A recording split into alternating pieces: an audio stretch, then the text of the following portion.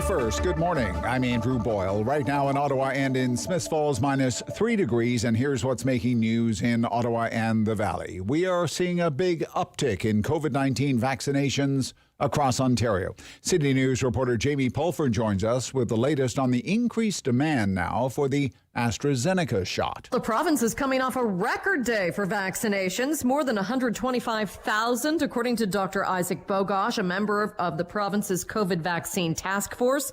He says it's almost exclusively due to more AstraZeneca being administered, with 40-somethings now eligible for this shot. Pharmacist Victor Wong tells City News it's been busy. We see people from all walks of life getting it. Every single person's excited. Now, many people are now on wait lists with pharmacy appointments booking up. I'm Jamie Pulfer. City News Time, 9:01. Now, a key indicator to COVID cases in the city comes from wastewater.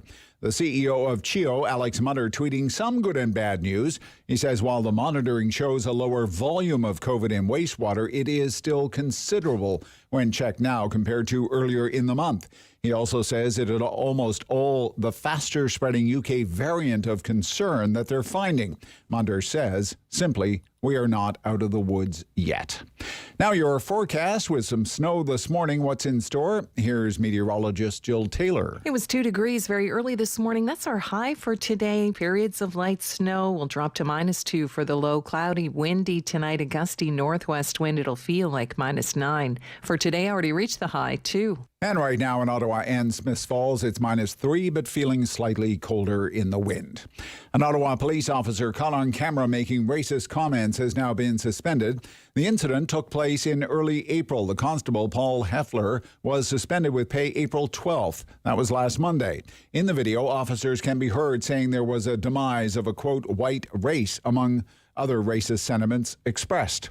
Now, according to CBC, the constable is now suspended with pay until an internal hearing. Last year, Ottawa Police launched a diversity and inclusion plan to address systemic racism within the force. City News Time, 9:02. Bank of Canada expected to keep the key interest rate on hold at 1/4% today.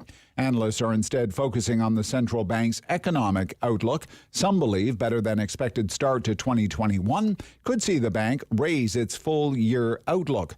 Another economic indicator is the annual pace of inflation. StatsCan says it did jump higher in March due in large part to a plunge in prices 1 year ago at the start of the pandemic. The agency says the consumer price index in March was up 2.2% compared with 1 year ago. It was a Super League in title, but not in participation. It's extinct before it even started. Atletico Madrid, Inter Milan, AC Milan, and Juventus have all dropped out of this breakaway soccer competition in Europe that would have competed with the Champions League.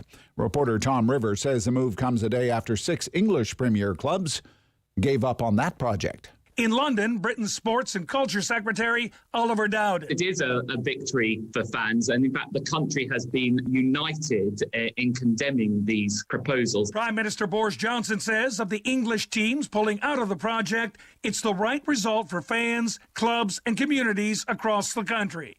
The Super League, not so super anymore. Only 2 Spanish clubs are still officially involved. That is Real Madrid and Barcelona. There won't be any traditional gun salute today to mark the Queen's 95th birthday. She and the family still in mourning for Prince Philip.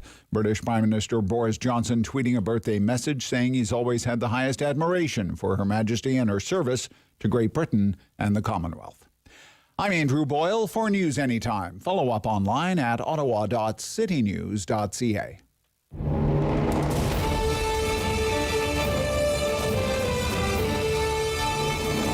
He's got the news and the views. He's got views on the news. It's the Rob Snow Show on Rogers TV and City News. 101.1 FM and 1310 AM. Oh, what a beautiful spring day in the National Capital Region in the Ottawa Valley. Needs more carbon tax. Good morning. Welcome to the Rob Snow Show on City News. Thanks for spending some of the morning with us. I don't think you're going to regret it. We're going to talk in a few moments' time about the verdict handed down in Minneapolis yesterday. Guilty, guilty, guilty for ex-police officer Derek Chauvin. in the death of George Floyd, the murder of George Floyd. We'll get reaction from local community leader Reverend Dr. Anthony Bailey, Parkdale United Church, coming up again just a few minutes from now. We're digging deep into politics today. We love talking politics on the Rob Snow Show. Hard to believe it's only Wednesday. It's only Wednesday. There's been so much news on the political front. It was budget day on Monday. Big deficit, big promises. National child care is back in the mix, promised again by the Liberals. What is this, 1993? Aaron O'Toole is pitching a carbon tax that he says is not really a tax, even though if the Conservatives were in power, I would be paying Aaron O'Toole's carbon tax. It's not a tax every time I went to a gas station or paid the gas bill or used a tank of propane, but it's not really a tax at all, he says. Oh, okay then.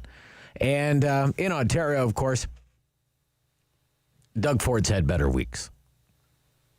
We will get into all the political topics of the day during the Political Fix. Two great analysts on the program this morning. Andrew Brander of Crestview. He's more on the right side of things. Cam Holmstrom, he's with Bluesky. He's a lefty. And you know me, I'll be fair and balanced. Fair and balanced. That's me, Rob Snow.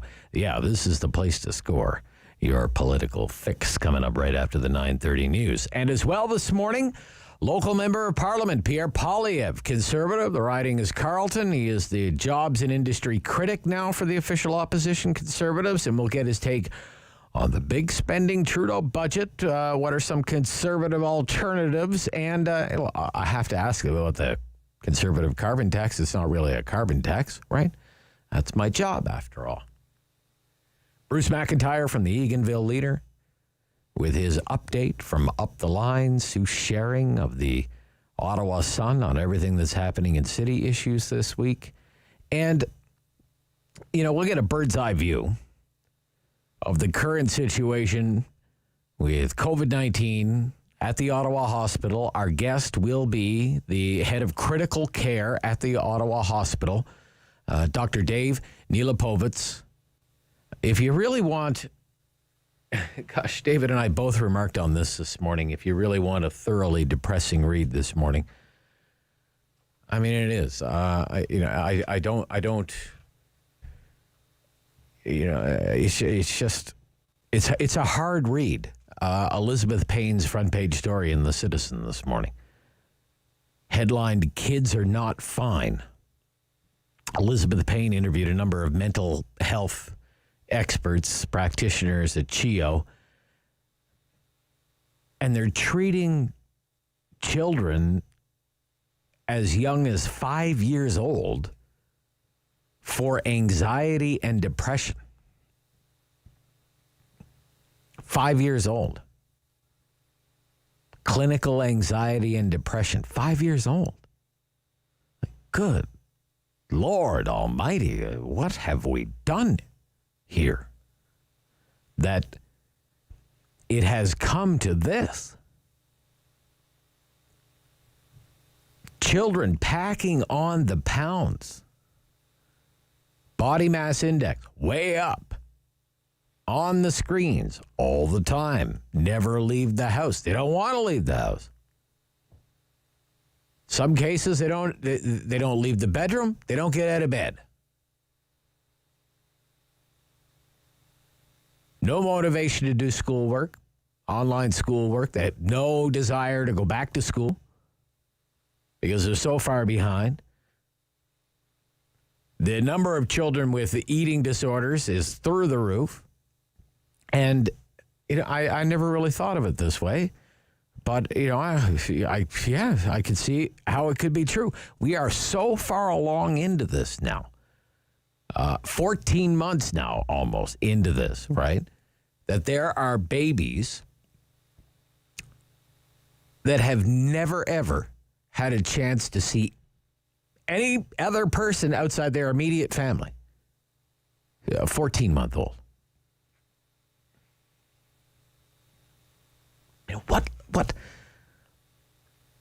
What lasting toll is this going to have? The long-term ramifications of this. Just Such a sad yet incredibly vital and disturbing report in the broadsheet paper today. Look, let's not dwell. You are always in the middle of the Rob Snow Show. Yes, you are. Our favorite hour of the day around here, this morning, no exception. It's the Talk Back Hour. It's coming up between 10 and 11 o'clock. That's an hour of phone calls. It's an hour of opinions, your phone calls and your opinion. We talked to a lot of experts. I have my own opinions. I will set some time aside and share my opinions with you this morning. But I really want to hear from you. It's just going to be a red-hot hour of Ottawa Talk Radio. 750-1310. That's our call-in line right after the 10 o'clock news. 750-1310, 613-750-1310. I mean, there are all kinds of things I want to get into with you today. I mean, once more... the leadership of Doug Ford, okay? And the damage, politically, the damage that has been done to one of, whatever you think of it, you cannot deny it. It's one of Canada's most powerful political brands. Ford Nation, okay? One brother was mayor of Toronto, the other is premier of Ontario. Don't kid yourself. That is a powerful political brand, Ford Nation. And 3 weeks ago, there wasn't a poll in the province that didn't show this premier leading a party that was a little more than a year out from an election, and it's just on cruise control to another majority win. Solid lead in the polls. A majority of Liberals, self-identified Liberals, a majority approving of the job that he's doing, fighting this pandemic, and now it's just like evaporating on a daily basis, and all that goodwill, all that political capital is just eroding day after day. And the latest twist in the Ontario COVID narrative is the premier. You have the premier versus his own hand-picked science advisory table. Now, this is not a good thing. I mean, the science advisory table released a half a dozen recommendations yesterday. And it basically says, look, Ontario, here's what's going to work. You want to get out of this mess that we're in Ontario with COVID-19, with schools closed and businesses closed and case counts through the roof and hospitals getting crushed? Here are 6 things that you need to do. And you read through them, and I'm going to read through them, because I want your reaction to them. You read through them and you realize, well, Doug Ford has been loath to do some of these things, and it has been quick to do other things that aren't even in these recommendations. Like overreaching new police powers, karting, closing down parks, shutting down golf courses. There's nothing in there about any of that. Paid sick days, recommended. And yet for Doug Ford, that was like some line in the sand that he just would not cross. Didn't matter who was calling for it. And now, right, after the thousands of new cases, the hundreds and hundreds of admissions to ICUs, untold number of people dead, let alone the political damage that's been done. Now what's in the news? Ford government considering paid sick days. Now? I mean, it's crazy. Some of the things that you watch unfold. You feel free to comment on that. And international travel, the situation at our borders. I'd love to get into that again today. It's taking off again as a topic, I notice. It kind of ebbs and flows. Not sure what to make of that. You know, I looked up the international flights. Looked them up this morning. You can do it. You can do it yourself. You don't have to take my word for it. I looked up, hey, the flights, what's arriving in Toronto, Vancouver, and Montreal today? I count 75 international flights. And more than a few of them are coming from India, where they're having a terrible time. 250,000 cases a day in India. And our prime minister, you have the clip there? Yeah, okay, Trudeau. Just play the clip. Go ahead, play it. Why are we still allowing flights from countries with high rates of COVID-19 and variants of concern such as Brazil and India to fly into Canada? Good question. Well, allow me to correct the record a little bit. From the very beginning, from March 2020, over a year ago now, we brought in some of the toughest, most stringent travel restrictions of any of our peer countries around the world. From last March onwards, a mandatory 2-week quarantine has been in place for anyone all right, I've heard enough. arriving. I've heard enough. The Prime Minister, he stands there and he says, oh, the tightest border controls in the world. I mean, does he really think people aren't paying attention? Does he really think people are that stupid that they would believe that? You don't need to answer that. His party is at 40% of the polls. This is the Rob Snow Show on City News.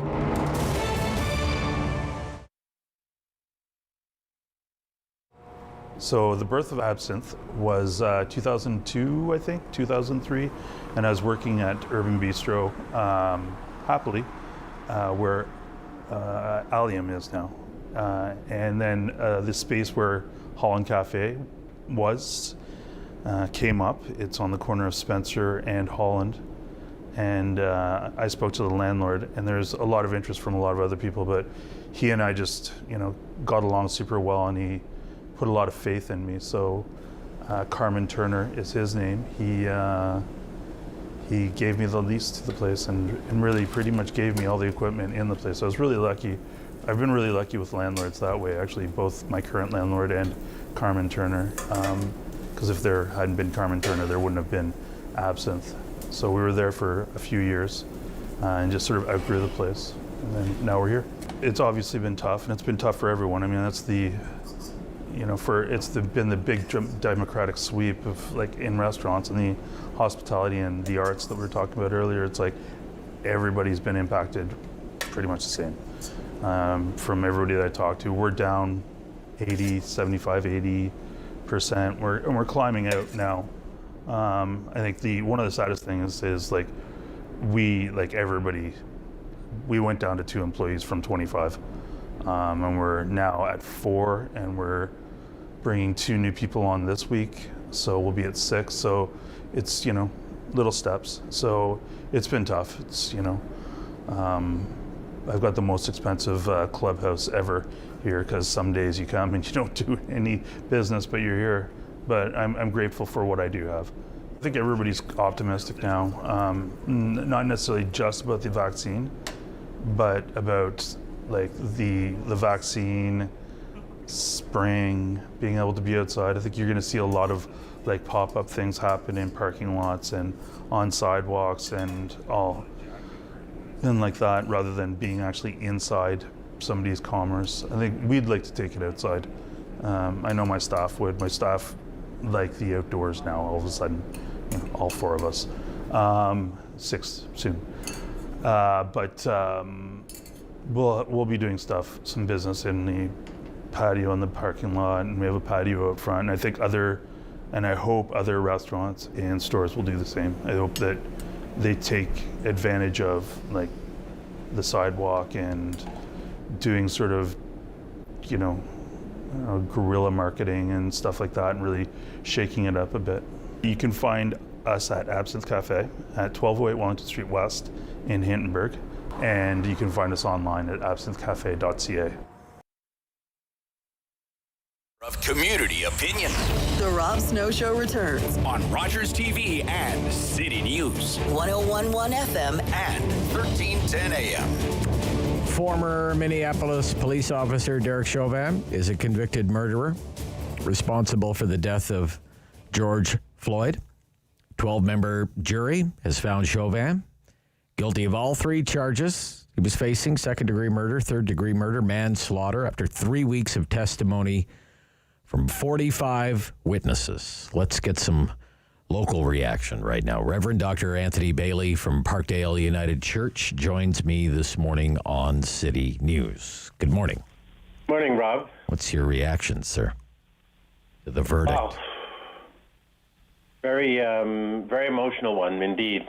I think that this is a movement towards justice. Some people are saying, this is justice. Well, justice is involved in this, but it's a movement towards justice. I think it's more about accountability. We're not there yet with respect to the notion of justice. And so I think that this is a significant move. We've not seen this before in such a dramatic way. And I think the reason is because of the preponderance of evidence, especially because of the young teenager who took out her phone to chronicle this. Without that kind of testimony, that video testimony, do you remember when the incident happened and the first release of information from Minneapolis Police Service? It was very terse.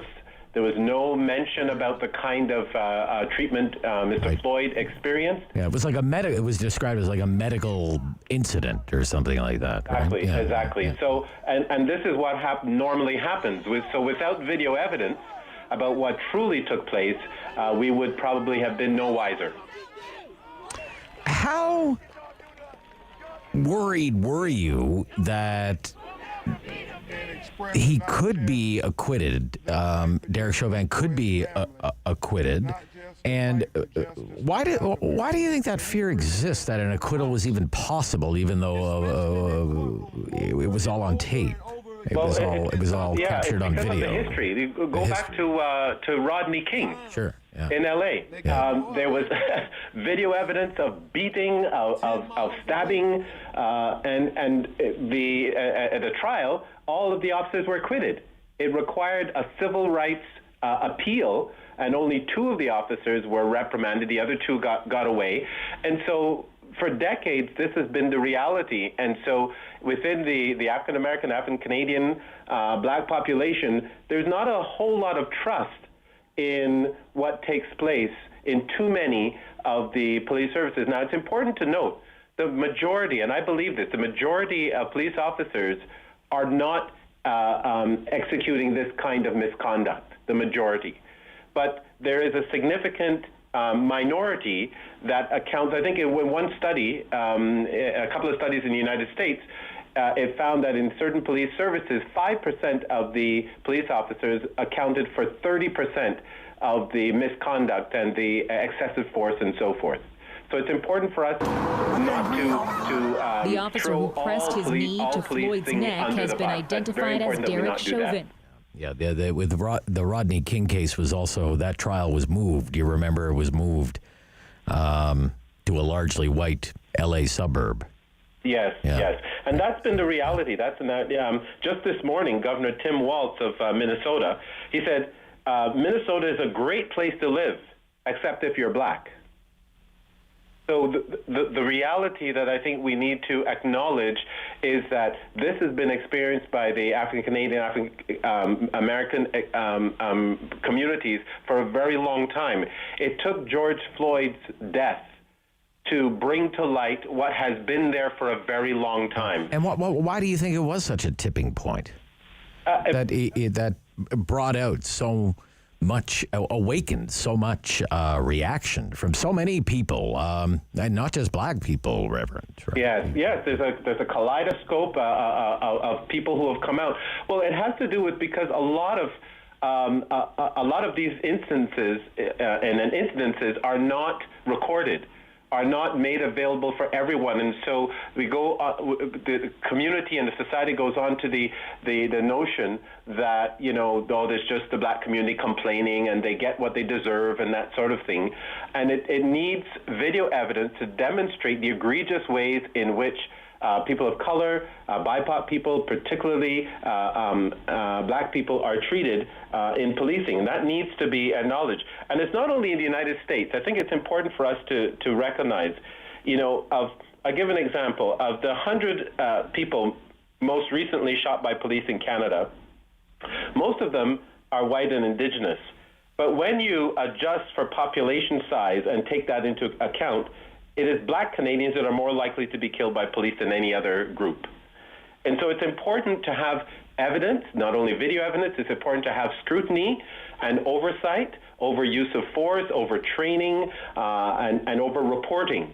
And without the kind of public scrutiny, then we're not always going to get at the root of things. I mean, this is the first time a police officer has been convicted in Minnesota. I mean, it's incredible. Yeah, it rarely happens. It rarely happens anywhere. It rarely happens anywhere. How? Let's try and localize this here, because we've had a lot of discussions about this. Mm-hmm. How would you describe right now, say, the situation or any progress made in Ottawa in terms of outreach, say, between the BIPOC community and the Ottawa Police Service? Do you think progress has been made there? Is any progress being made there, Reverend? I do. There's a diversity of opinion. You know, the Black community here in Ottawa is not monolithic. I mean, there's some who are calling for more extreme measures. You hear some people calling for defunding the police and so forth.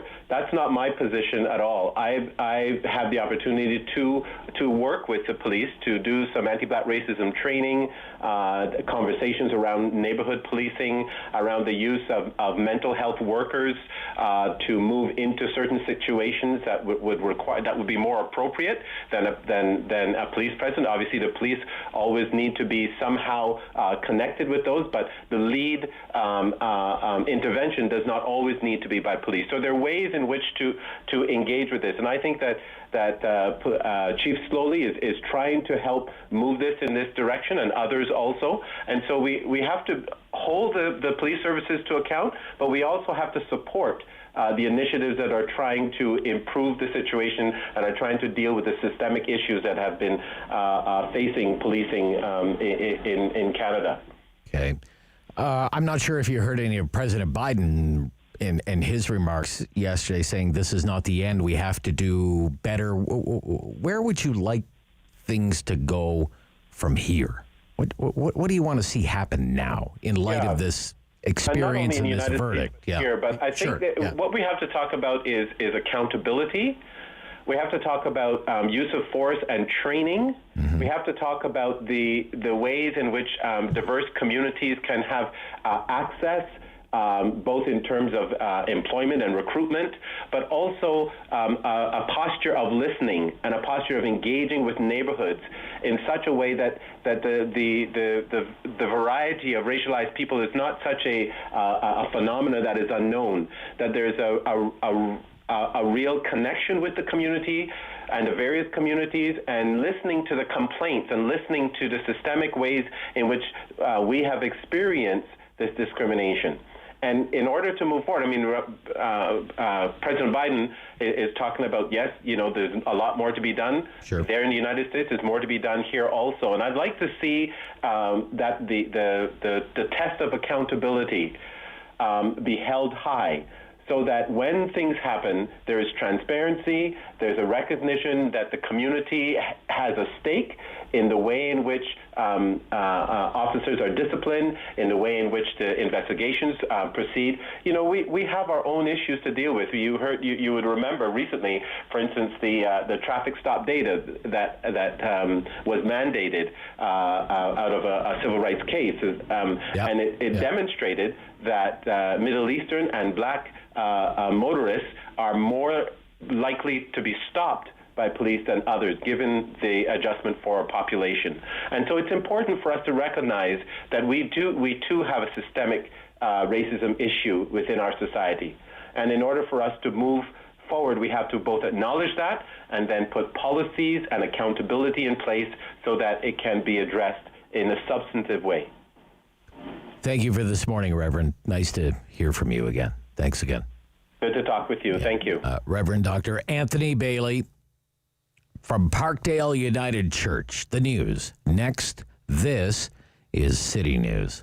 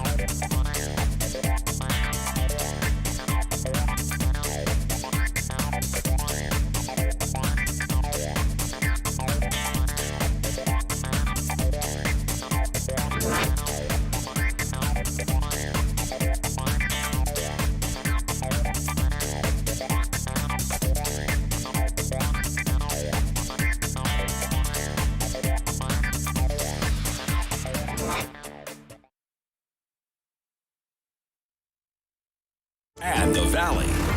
This is City News, now on 101.1 FM and 1310 AM. It's Wednesday, April 21st. Good morning. I'm Andrew Boyle. Right now, snow and -3 degrees in Ottawa and in Smiths Falls. And here's what's making news this hour. A record day for vaccinations delivered yesterday in the province. Today, Ontario ramping up the AstraZeneca shots as select farmers, shoppers, in hot zones, with now 20 of them offering shots 24 hours a day. Premier Ford is in isolation after a staff member tested positive for COVID. Ford has had one COVID vaccine already and also was tested after the staff member's positive result. Ford has tested negative. Quite a jump in the cost of living in Ottawa, the rate climbing 2.7% in March over the same month last year. It's about a half a point higher than the provincial and federal numbers from this March, which came in at 2.2%. One reason for the spike: the cost of gasoline. Reverend Anthony Bailey of the Parkdale United Church says in light of the Chauvin decision in Minneapolis, guilty of murdering George Floyd, police have to start engaging again in communities, listening to the way systemic racism is still a problem. Bailey also says accountability has to be high in the way officers are disciplined. He says acknowledging racism is a key first step. City News Time, 9:33. I'm Andrew Boyle. For news anytime, follow up online at ottawa.citynews.ca. He's the opinionated Ottawa icon. The Rob Snow Show returns on Rogers TV and City News. 101.1 FM and 1310 AM. It's time to score your political fix. Cam Holmstrom is back from Bluesky. Good morning, Cameron. Nice to hear from you. Cam's more on the left side of things, but we don't hold that against him. Thanks for that, Rob. And Andrew Brander is a consultant with Crestview Strategies, more on the right side of things. And as I mentioned, I'm fair and balanced. Okay, I'm fair. I will play the liberal today. I don't mind. Okay. All right. What are? I get a laugh from both of you. What are the key takeaways, Cam, from Monday's federal budget? Tom Mulcair wrote a budget for the Liberals. No, I'm kidding. 6 years ago. Hey, you know what? What do they say? Imitation is the sincerest form of flattery. That's the life of a new Democrat. But seriously, there was a lot of good stuff in this budget. There was. I'm not going to knock it. The child care promise, I think, is a good step. I'm holding my breath until it actually starts to happen, because it's one thing to put money aside in the budget. It's another thing to actually get it out the door and actually create spaces. And I'm curious to see how hard the feds are going to fight to make that happen. They're at the top of the provinces and have to figure it out. So I'm kind of curious to see how far they're willing to go. To me, that'll be the test of how true they are with. But let's face it, it was a big dollar budget, and there's a lot of stuff in there. And at the same time, there's nothing in there that I kind of looked at and said, oh, that was egregious. That was over the top. Yes, there should have been more for health transfers. There was nothing for pharmacare. There's stuff you could point to that were problems. But you know what? this was a budget in my mind that was made to pass. That's what it was. Okay. There weren't any poison pills in this thing that I could speak of that would just be absolutely abhorrent to anyone to accept on the other parties. So yeah, like to my mind, that's what this was. This is a bill that really was speaking more to the moment, and yeah, we'll see where it goes. But from watching the debate in the House yesterday, I think I don't want to say it was a whole lot of nothing, but at the end, a whole lot about nothing. But at the end, it's like, look, I think this thing's going to pass. I think the government's going to go on for a little while longer. And yeah, we'll fight this stuff out at an election whenever that comes. Interesting. Okay. That's more of a glowing review than I expected, Cam, from you, to be honest. But we'll get back to that in a moment. Andrew, what do you take away? Key takeaways from the federal budget on Monday? It's not the budget they wanted to be delivering. Really? Minister Freeland and the Liberals would have loved nothing more than for this to be a transformative budget. In the last few months, they talked about creating this new green economy. They talked about a national child care program for more than the last 10 years, a national pharmacare program for the last 5. More recently, they talked about advancing universal basic income, national standards for long-term care. Some of those pieces were in there, but each one of these commitments come with multi-billion-dollar price tags. And we, as I said, we saw a bit of sort of window dressing or setting the foundation for these. But let's be clear, as a pre-election budget, the Liberals would have liked to do it all. Unfortunately for them and for the Canadians who wanted to see more of these actions come to light, the Liberals have lost the ability to do that when they failed to make the progress that they needed to make when it comes to vaccines.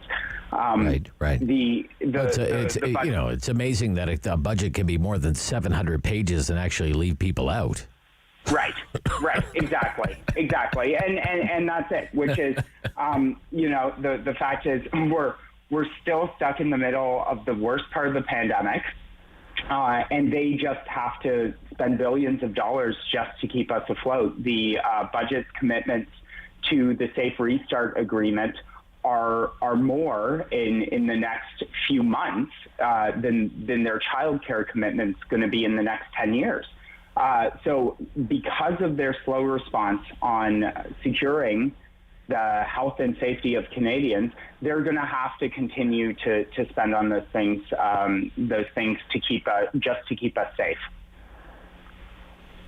So what do you think, Andrew, just sticking with you for a moment, what do you think this means for the timing of the next federal election? I'll give it to Cam. I mean, Cam, of all the analysts that are part of the political fix, I think Cam may be winning the office pool here on the timing of the election because it seems to keep getting pushed back. Even in the earliest days, Cam was saying not till the fall. What do you think now, Andrew? Timing of the election.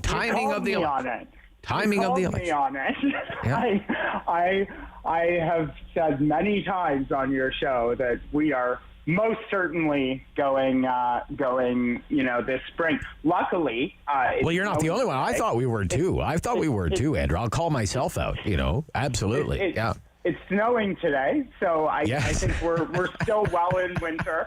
I think I might still be right on that. But yeah, I mean, jokes aside, I think there is, given the volatility in the situation, there's still a number of pieces that they haven't quite worked out yet.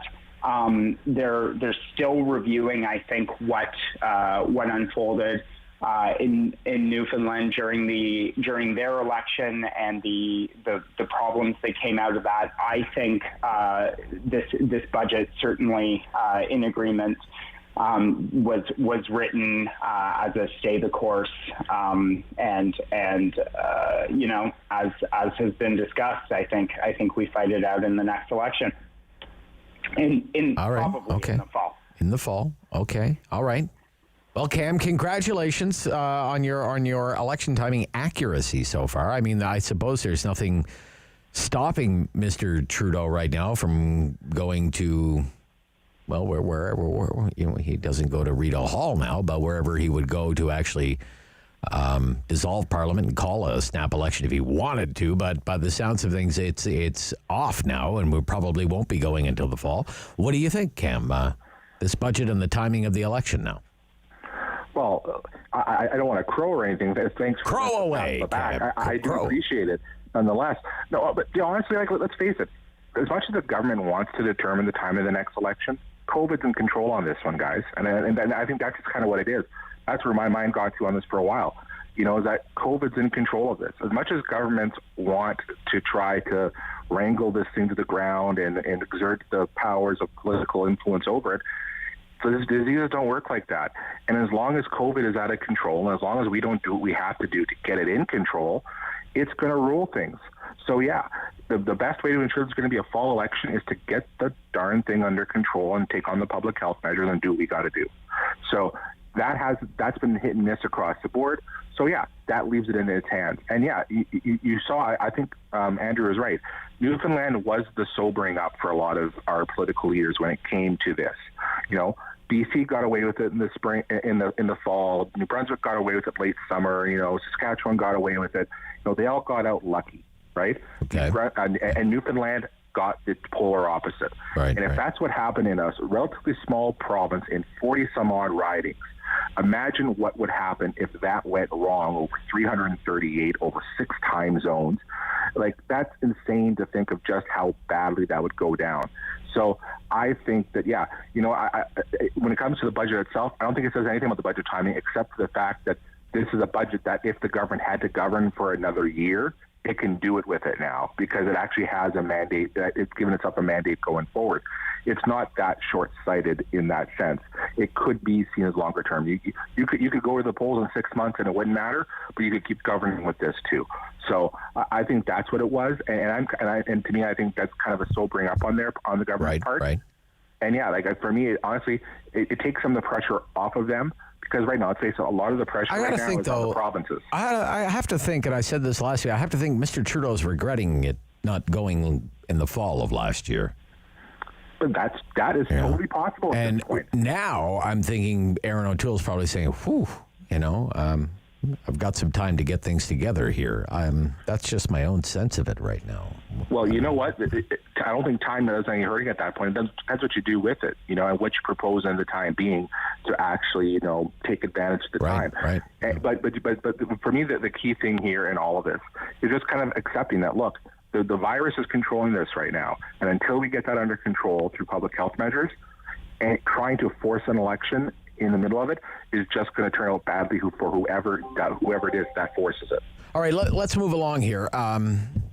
We can talk about the election. We'll probably talk about it every week until it actually is called, and then we'll talk about it. Then we'll talk about it every day around the clock. Andrew, the centerpiece of the budget is once more. Stop me if you've heard this again. The Liberals promising a national child care program. This one being $10 a day, loosely modeled after the Quebec child care program. It would require a 50-50 cost-sharing arrangement with provincial governments. How likely is it Canadian parents will ever actually have such a system in place? What do you think?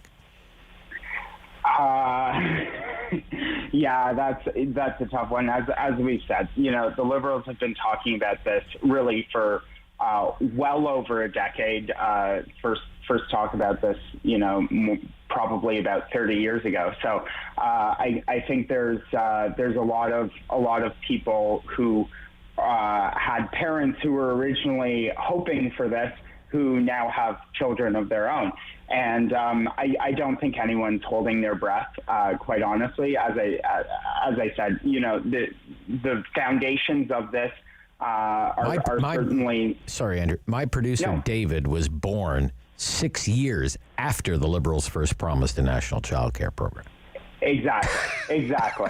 So I think a lot of people are looking at this saying, okay, well, it's nice to see there's some dollars on the table finally. But I do think that the provinces are in a really good place where they've had traditionally worse relationships with the federal government. I think the one thing COVID has done, at least at the beginning of the pandemic, was really brought everyone together to the same table, and where issues were a lot less polarized and politicized.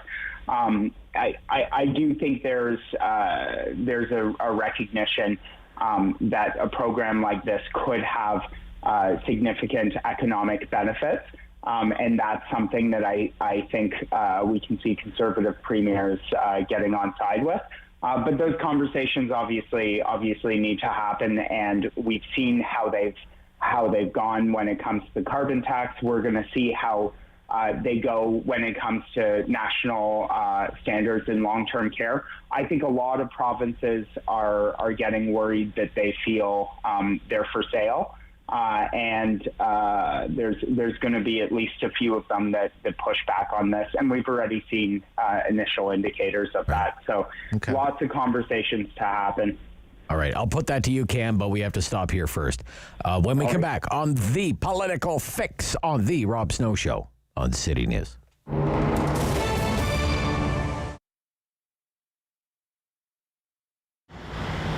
The location is unique. There's, as you can see, it's open, and we have large windows. You can sit down and you can look outside. And this scene is not many scenes like that in Ottawa anymore, with the high buildings. And we have the train station to the west of us. We have the train yards to the south. We have San Laurent Shopping Center, not far from here, and OC Transpo, not far from here, and the train, the light train, again, is not far from here. You can find breakfast. The breakfast, it was 7 or 8 years ago, it was one of the best five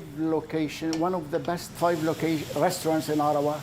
One of the 5 best breakfasts in Ottawa. 7 or 8 years ago, it was in the Citizen. And our club sandwich is voted by customers the best in town. And the pea soup, too, is voted the best in town. We sell, we make pizza, we make Italian food, Lebanese dishes. Many customers describe it as it has the prices of the 60s, very reasonable prices. And the food, many say the best in town, not me. Many customers say that. It was a shock. It was a shock. And we went from doing well to barely doing very little. We relied heavily on the takeout, and the takeout was not that much. There was some. I hear from many customers that they are willing to come and sit inside. They're not afraid of the spread, as long as we wash our hands, sanitize everything, and wear your mask and keep the distancing. Most or all our customers are okay with that. So they are against the lockdown, They are supporting us a lot. And if it wasn't for the community loyalty, we wouldn't be here today. So I have to thank them for their support so far. It's been great.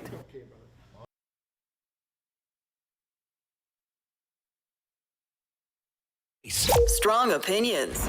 Rob Snow Show returns on Rogers TV and City News. 101.1 FM and 1310 AM. We're back for the Political Fix Part 2 with Cam Holmstrom from Bluesky and Andrew Brander from Crestview.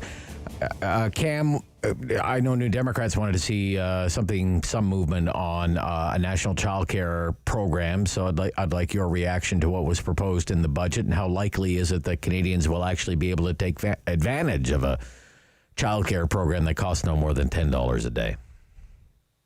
The shrewdness of the budget with this Prime Minister. And again, this is where I see the proof being the pudding and how he's going to fight for it. Because there will be some provinces who will get on board. British Columbia is in the process of already putting together their own similar systems, so I don't think they would mind taking the extra dollars from that. Quebec already has one, so the odds of being able to negotiate that with Quebec, I think, would be better as long as you're respecting what they've already done. Provinces like Nova Scotia, Newfoundland, PEI with friendlier governments, I think you can negotiate it there. Once you're there, you're already halfway through. And then we get a change in government in Alberta where you had an NDP government who already had a similar program at a higher price tag. All of a sudden, then you're down to 4.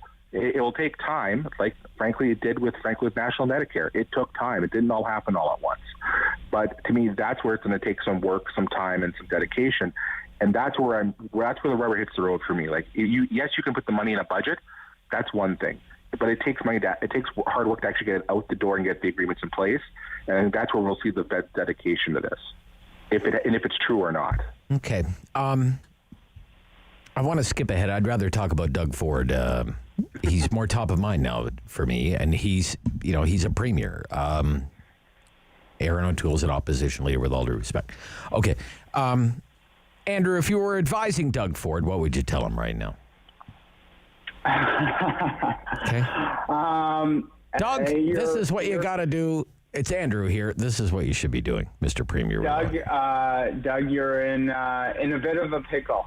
At the start of this, I think everyone, and I talked a bit about this, was in large part in a team mentality.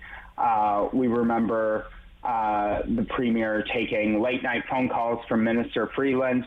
Now with the Premier sort of in a bit of a free fall, she's nowhere to be seen.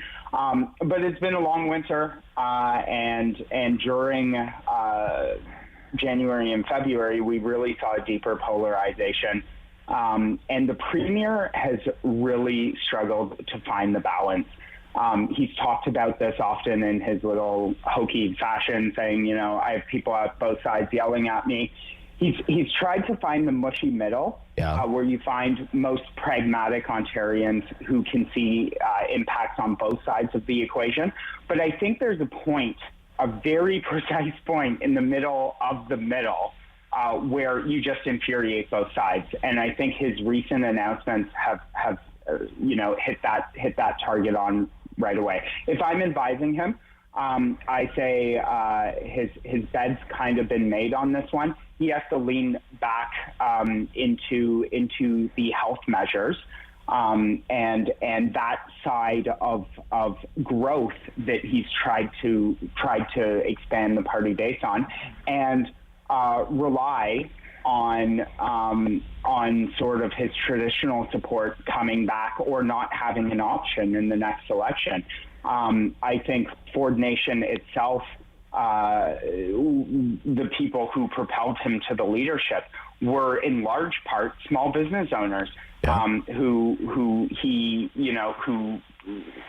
took to his sort of light brand of populism, standing up for the little guy. Sure. And I think it's a really interesting coalition.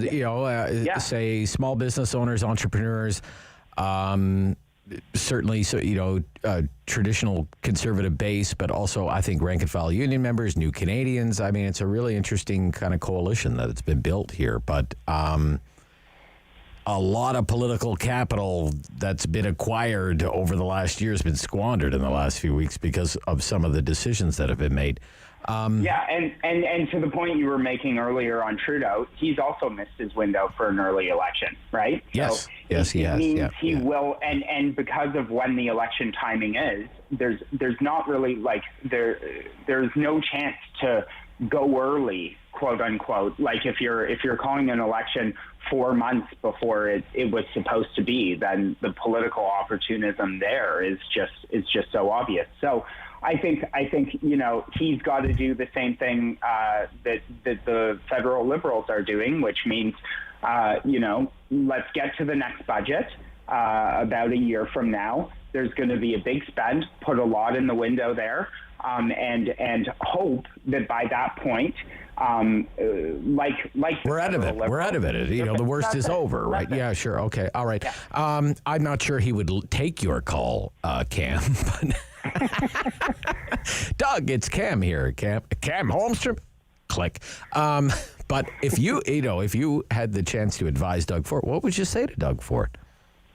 Stop doing what you're doing. Okay. Stop listening to your instincts. Do the opposite.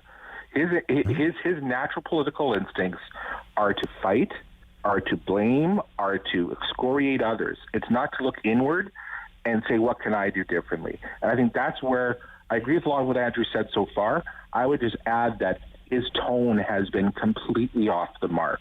Literally the press conference he gave on Friday, I was waiting for him. I don't want to hear, the last thing I want to hear him say is it's other people's fault. I have no blame. And that's what he did over and over. And you saw with the rage built on Twitter, that's what kicked it off. It was this absolute unwillingness to accept what's happening around them. And the fact is that they've been told time and time again, the fact that the doctors, the science table has gone out and basically said, Premier, do this, right? It should never get to that point. It should never have gotten to that point because, again, it's something he doesn't want to do. He doesn't want to do sick days. He's made that clear he doesn't want to do sick days. Even if that's the one thing right now that he could probably do, that would just make it better. And I think that's the thing right now that bothers me about this. I think that'd be my biggest piece of advice to him. It's like, look, Premier, no one cares about your woes, how hard this is on you. Everyone else is dealing with a lot worse. There are people whose families have family members dying, entire households sick with COVID.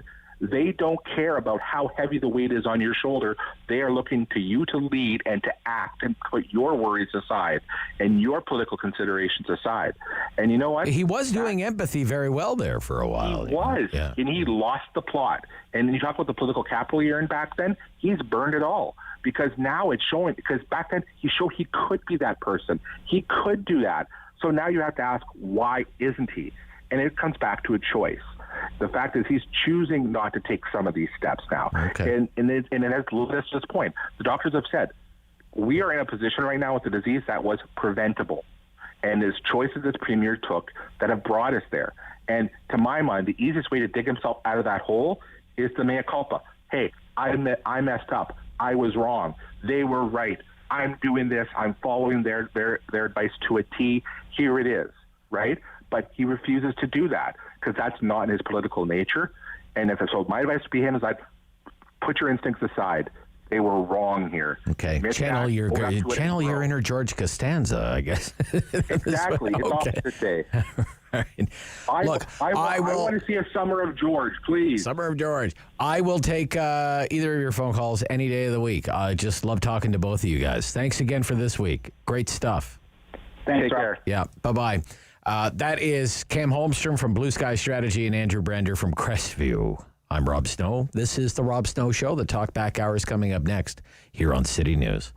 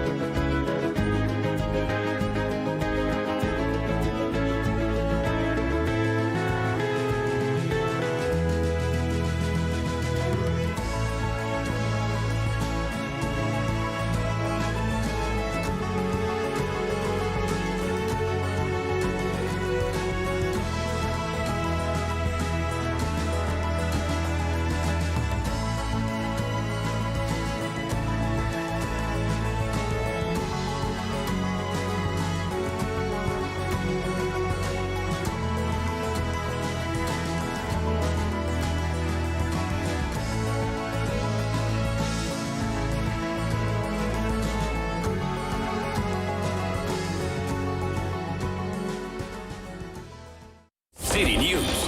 CIWW 1310 AM in Ottawa. And CJET 1011 FM in Smiths Falls and the Valley. Number 1 for local news in Ottawa and the Valley. This is City News, now on 1011 FM and 1310 AM. It's Wednesday, April 21st. Good morning. I'm Andrew Boyle. Right now, snowing and minus 3 degrees in Ottawa and Smiths Falls. Here's what's making news in Ottawa and the Valley. Transit Commission in Ottawa this morning heard stats for the months of March and ridership. The Director of Transit Operations, Troy Charter, says ridership continues to be about a quarter of what it was pre-pandemic. He expects that to continue with the provincial measures in place for another 4 weeks. Charter also gave a rundown of COVID cases among the 3,000 staff at OC Transpo. Since the beginning of the pandemic, 106 of our co-workers at OC Transpo have tested positive for COVID-19. 80 of those have recovered and are back to work. 26 are continuing to self-isolate and recover. Now, Commissioner Riley Brockington also brought forward a motion to ask the province to push transit workers up the list of essential workers to be vaccinated against COVID. We are back over 4,000 cases of COVID in the province today, 4,212 new cases with a positivity rate of 7.9% from just under 53,000 tests that were done. In Ottawa, 177 new COVID positive tests, 22 of them are in Eastern Ontario's health unit, 13 in Leeds, Grenville, Lanark. No new cases today in Renfrew. There are also 32 deaths reported across the province just in the last 24 hours. City News time at 10:02, and now your forecast with meteorologist Jill Taylor. It was 2 degrees very early this morning. That's our high for today. Periods of light snow will drop to -2 for the low. Cloudy, windy tonight, a gusty northwest wind. It'll feel like -9. For today, already reached the high, 2. And right now, snowing and -3 in Ottawa and in Smiths Falls. After Derek Chauvin was found guilty in the death of George Floyd yesterday, a well-respected community leader in Ottawa breaking down what the verdict means in addressing systemic issues in policing, especially in our country. Here's City News reporter Alex Gouge. Reverend Dr. Anthony Bailey of Parkdale United Church feels the verdict is a movement towards justice, but is more about accountability. He feels we're still not there in terms of justice. The Reverend tells the Rob Snow Show Canada also has a systemic racism issue within society as well. And in order for us to move forward, we have to both acknowledge that and then put policies and accountability in place so that it can be addressed in a substantive way. He feels the lead intervention in incidents don't always need to be by police, and that Police Chief Peter Slowly is moving in this direction. Bailey explains police need to be held accountable, but the public also needs to support initiatives that are trying to improve and address systemic issues. Alex Gouge, City News. City News time, 10:03. The inflation rate for Ottawa and area, 2.7% in March. It cost you that much more compared to March of last year. It's about a half a point as well higher than both the province and the country's average. With more on the national number now, here is Dawn Kelly. Statistics Canada reports the 2.2% year-over-year jump is due in large part to a plunge in prices at the start of the pandemic. The increase compares with a 1.1% increase in February. Gas prices shot up 35.3% from March of last year. That's when prices hit a 4-year low. About 1/5 of the increase in gas prices is due to the comparison with prices in March of last year. Dawn Kelly, The Canadian Press. And this just in to City News. Bank of Canada keeping its key interest rate target on hold. It is raising its outlook for economic growth this year. The key rate remains at 0.25%. The decision came as the Bank of Canada raised the prediction for economic growth this year to 6.5%. That's up from an earlier forecast of 4%. I'm Andrew Boyle. For News Anytime, follow up online at ottawa.citynews.ca. Talk back. Hello. On the Rob Snow Show. The phone lines are open at 613-750-1310. Now, the Rob Snow Show continues. There's the Premier, and then there's the science table. His panel. Medical experts, scientists. I mean, if it's a battle between those two, say the Premier, the Premier's office, and the science table, I mean, who are you cheering for? You'd like it if they were working in unison, right? If there's one thing that we've learned in the last week, it's they're not, and the two aren't seeing eye to eye. And to me, this is a big problem. I don't know about you. 750-1310, 750-1310. We can talk about Ford. We can talk about Trudeau. We can talk, okay? Let's just talk. To me, every line available right now, 750-1310. To me, it's very problematic for the Premier, Doug Ford, because he has insisted through all of this, and I mean, we're now approaching, it's 14 months here, pandemic life. And he has insisted through all of this that just about every decision he makes is guided by science. Okay? That he doesn't make a move without the input and, for the most part, the blessing of his science advisors. But there's also this, nobody elected a science table. Nobody voted for a science table. We elect MPPs. And they're led by a premier. The premier's name in Ontario is Doug Ford. And in the end, it's his decision. That's where the buck stops, okay? And it's going to be, for now anyway, Doug Ford is the premier, and he's on the hot seat. Doug Ford is the person getting the holy heck for either not going far enough or going too far. It's like, here is the rock right there, and here is the hard place right here, okay? And see that person sitting in the middle? That guy's name is Ontario Premier Doug Ford. We know there's been a lot of friction, disagreement between what Doug Ford has been ordering and what his science table has been recommending. So much so, we know this, okay? It's on the record in the news media. So much so that the director of the science table, Dr. Peter Uni, he came this close to quitting. Can't do it anymore. So deep is the divide between what the medical scientists think is necessary to bring this horror show to a close and what the political leaders finally come up with.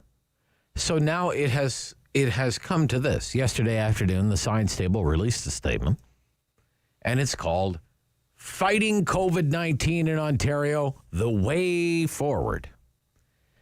And, if Doug Ford was that guy stuck between here and here, the rock and the hard place before, well, now he's really in the vice. Because it suggests doing a few things that Doug Ford has decided he doesn't want to do. These are the hills I'm willing to die on. It's a list of 6 recommendations. I have them, read them last night, read them again this morning. Going to go through them as we make our way through the hour. You feel free to tell me what you think about them. What Doug Ford's handpicked group of science advisors are telling him to do and what he's actually doing.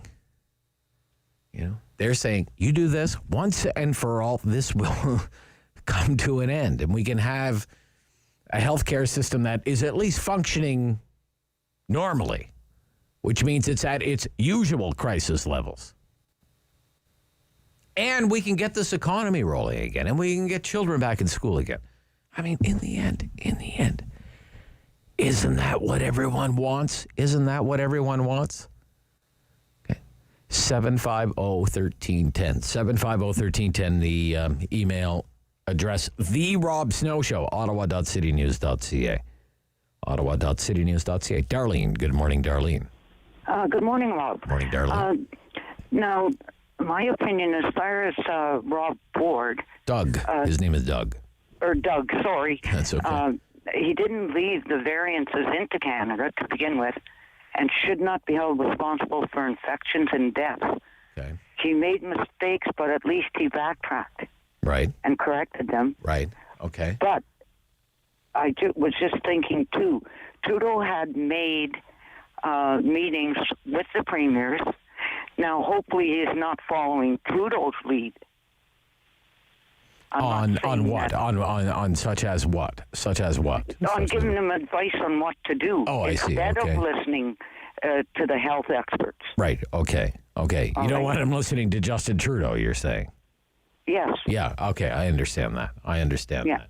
And with Mr. Trudeau, it's strange, Darlene. This whole issue of international travel, that has you quite concerned, I suspect, right? Definitely. And what's going on at the airports. And I think that's a totally legitimate view to have. I mean, this is in the Vancouver newspaper this morning, in the Vancouver Sun. Thank you, Darlene, for your call this morning. This is in the Vancouver Sun this morning. Broadsheet newspaper, okay? Not like a Sun newspaper, like not the tabloid newspaper. David Carrig reports, quote, I mean, it's unbelievable. You just shake your head. It's, the 21st of April of 2021, not 2020. Quote, COVID-infected people continue to arrive in Vancouver from India where mutations are out of control, reports the Vancouver Sun this morning. According to the latest data from BC Centre for Disease Control, 10 flights arrived in Vancouver from Delhi between April 6th and April 16th, with infected people on board, and in some cases, with several people infected on board. End quote. He's just like, why? Why are you doing this to us? 10 flights in 10 days. Now, here in Ontario, where Doug Ford's getting a lot of heat, some of it deservedly so, you can't walk down the street to Grandma's house.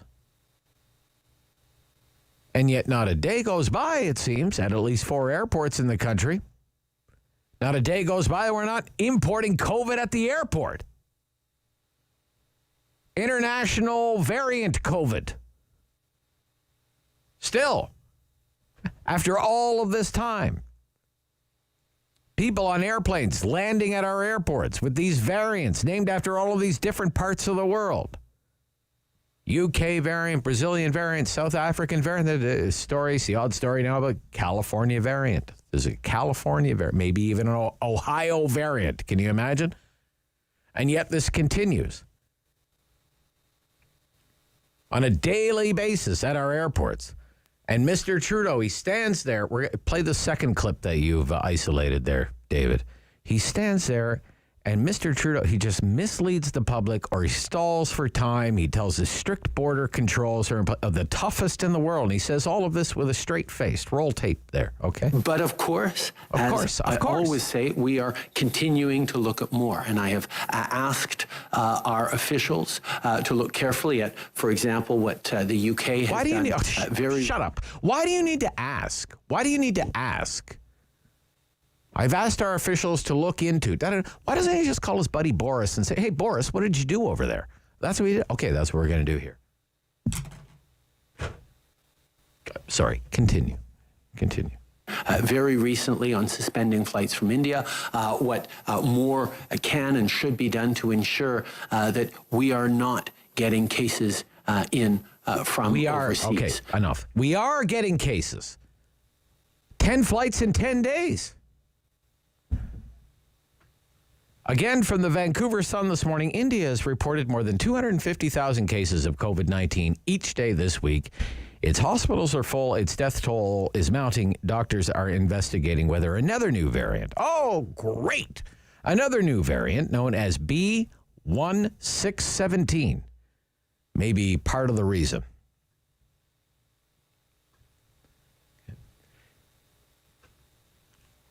Let me take a call.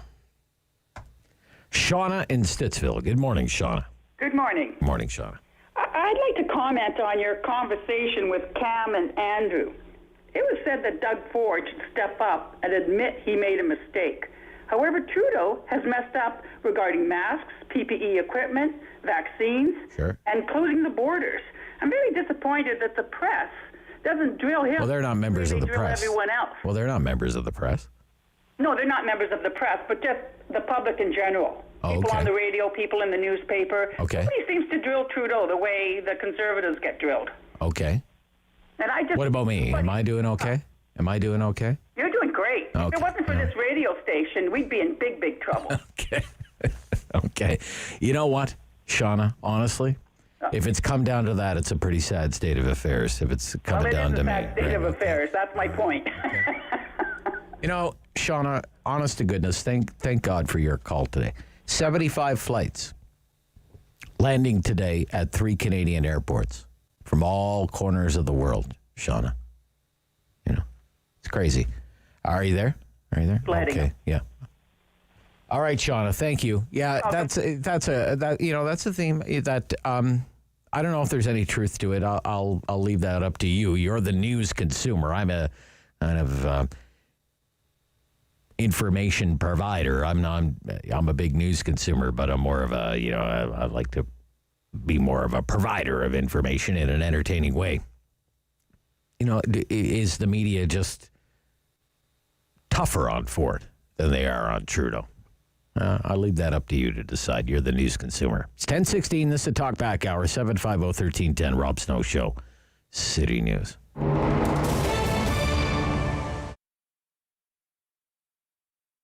I always knew I was going to own my own business, and I've always wanted to have a store. And I sort of figured when the right concept came together at the right time, I would move forward with that plan. And so through doing some environmental initiatives in the restaurant group that I was with prior to opening this store, it just triggered my path towards being more environmentally conscientious and wanting to make more of a difference, and hopefully encouraging, inspiring other people to want to do the same, at which point the idea for All Eco was born. I have some really fun products. I have a really wide spectrum of products. So the things we look for in terms of qualifying products are sustainably made, upcycled, recycled, zero waste, all natural, no harmful chemicals to like the environment or to our bodies. We have like fun stuff, so like really clean burning candles, lots of really natural body care and skin care.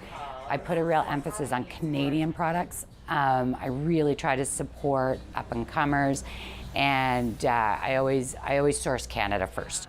The refill bar is really important to me. It's really huge. I think that's been exciting as well, because I thought it was going to be a real process in convincing people that this is a better way to go. And actually it was just like right away there was a built-in affinity towards doing refill, which has been great. We closed, I think, probably we were closed down by before the second week of March. Just didn't feel we could comfortably or confidently stay open, even though I do sell essential products, like in terms of the cleaning. But we just didn't feel we could make a safe space for ourselves or our customers at that time, and especially with the information we had at the time. So we did close our doors, at which point I did not have a website, because that was I hadn't even scheduled myself to have a website at that point. So that was sort of like full speed moving towards that and trying to drive the business at the same time, still get myself on the map because I was so new. So during that time, as we were building the website, we were still doing a lot of video shopping and private shopping, online shopping, like online phone, text. Any way I could do business, I was doing it. And there was really a nice show of support for my business during that time, which was really, really encouraging. And now, we are fully set up online too.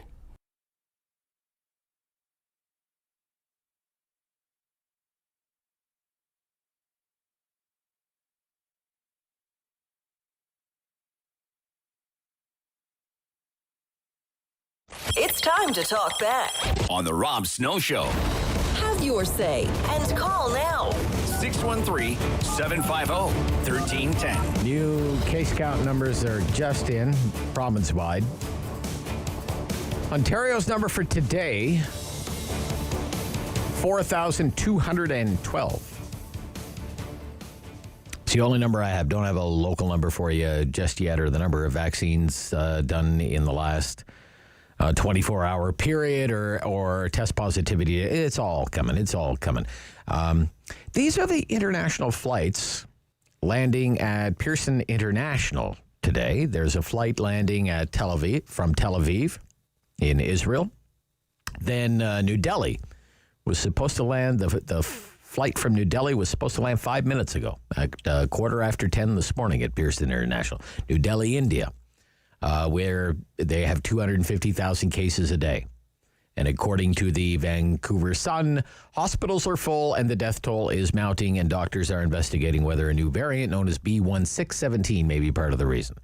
Then the following other international destinations, flights arriving: Pearson International, Seoul, Detroit, Charlotte, Mexico City, Frankfurt, Dallas, Newark, Amsterdam, Chicago, Tokyo, Madrid, Charlotte, Shanghai, Abu Dhabi, Dubai, Seoul, Tokyo, Lima, Detroit, Paris, Frankfurt, which is a flight that's carrying passengers from 4 other connecting flights, Dallas, London, Bogota, Kingston, Jamaica, Istanbul, Newark, Hong Kong, Ponta Delgado, Portugal, London, Lisbon, Taipei, Chicago, Warsaw, Taipei, Mulhouse, France, Atlanta, and Miami, Florida, all arriving today at Pearson.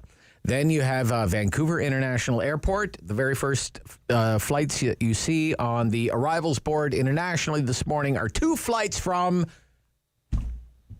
New Delhi, India. Back to back. Isn't that great? Los Angeles, Beijing, San Francisco, Guangzhou, China, San Francisco. 4 more flights in a row coming in from San Francisco. There are some stories circulating in the news media now about the California variant. Tokyo, Taipei, Seattle, Dallas, and Seattle. 15 more flights there.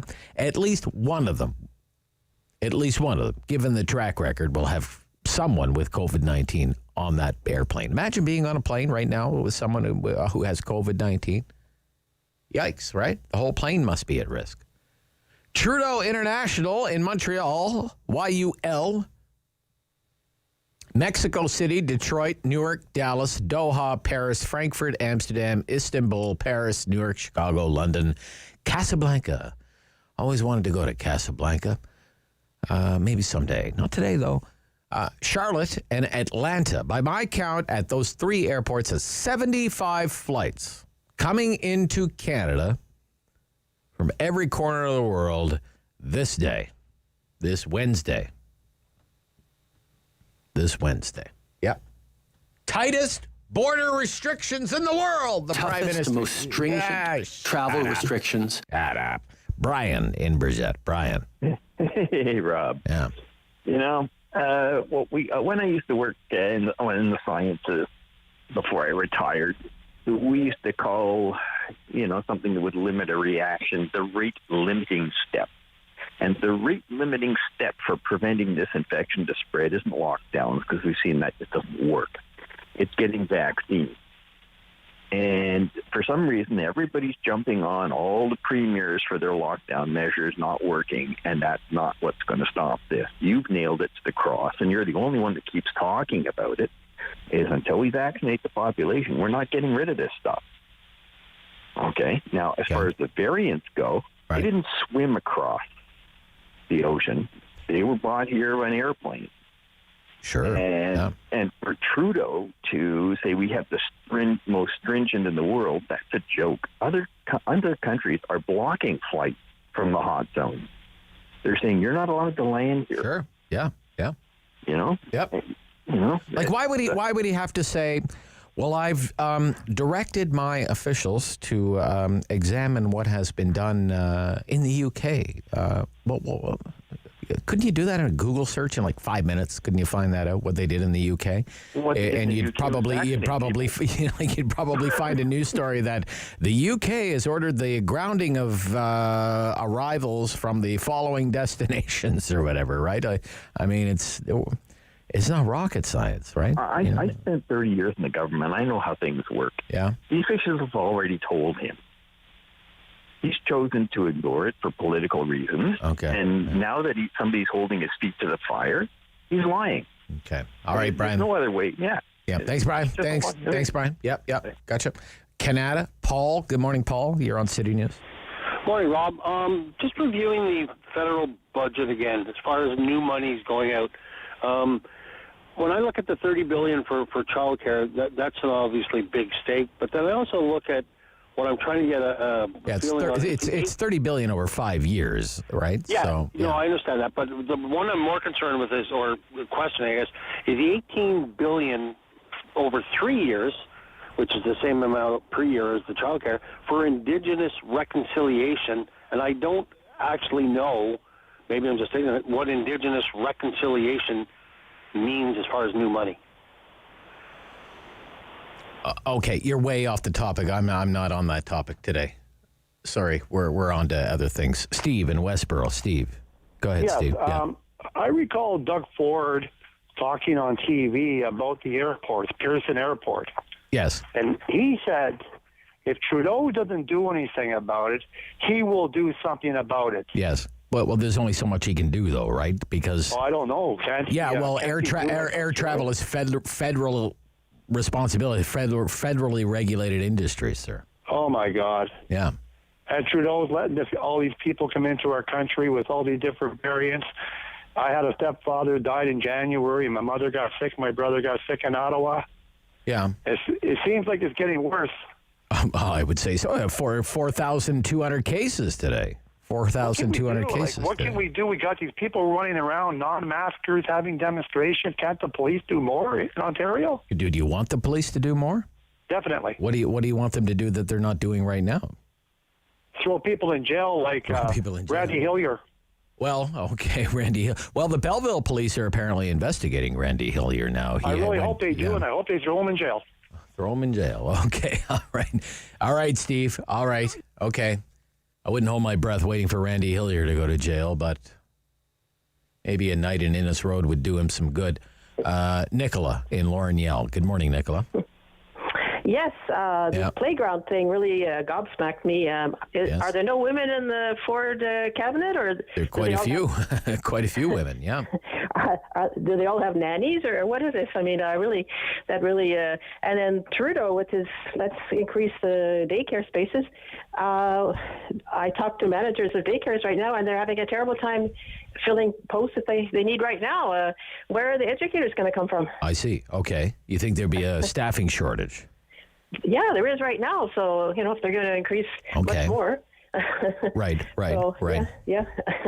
Anyway, so I don't know. I feel sorry for Ford. I feel sorry for him. Doesn't have health problems because it must be terrible pressure on him. But I have. Well, they're all under a lot of pressure, but this is why they run in elections and they want the big job. And if you can't handle the pressure, leave. How about that? All right. No, I get that, but I don't know. I have a friend who's a hairdresser, and she's a single mother. And we'll see. There's somebody who's under some pressure. Yeah, as far as I know, she can't work because I don't think even with appointments now. Exactly. So absolutely, Nicola. Thank you. This is going on until when? Until sometime in May now. Yeah. Sometime in May, and hopefully, fingers crossed, there'll be something to do on the May 2-4 long weekend. Right. We'll see where we are by then. Thank you, Nicola. Yeah. Gotta go. The news is coming up. We're halftime on the Talkback Hour. This is City News. This hour of the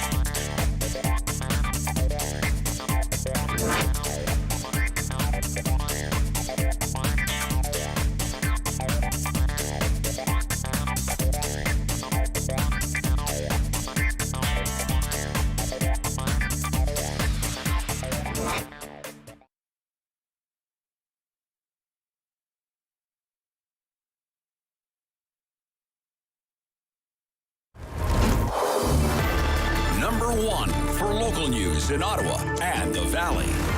This is City News, now on 101.1 FM and 1310 AM. It's Wednesday, April 21st. Good morning. I'm Andrew Boyle. Right now in Ottawa and in Smiths Falls, minus 3 degrees with some light snow. Here's what's making news this hour. A call at the Transit Commission for those frontline workers to be at the front of the COVID vaccination line. A motion put forward asked Council and the Chief Medical Officer of Health to push the province for that priority. That motion did pass. We're experiencing another 4,212 COVID cases in Ontario today. In Ottawa, 177 new COVID-positive test results. 22 of them are in Eastern Ontario's health unit. Leeds, Grenville, Lanark reporting 13. No new cases in Renfrew. There are also 32 deaths more reported in Ontario just in the last 24 hours. Your mortgage or loan rate should not change. The Bank of Canada holding its lending rate at 0.25%. National inflation rate climbed in March. It cost you 2.2% more to live this past month than 1 year ago. Gas prices, which began to rise then, one of the culprits. However, in the Ottawa area, the inflation rate rose even more at 2.7%. City News Time, 10:32. I'm Andrew Boyle. For News Anytime, follow up online at ottawa.citynews.ca. Talk back. Hello. On the Rob Snow Show.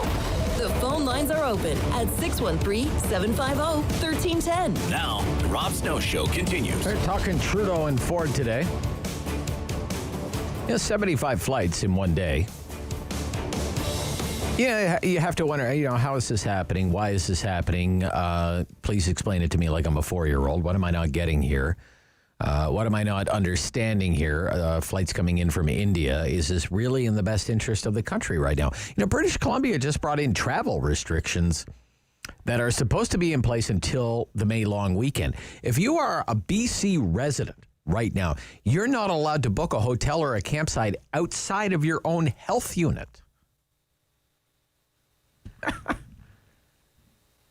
You can't take an RV onto a BC ferry. They won't let you on. But the first 2 international flights landing at Vancouver Airport today, they're coming from India. I mean, you just want to wave the white flag sometimes and say, I give up, I give up, I give up. I mean, domestically, here we do. We try to put these restrictions in place, right?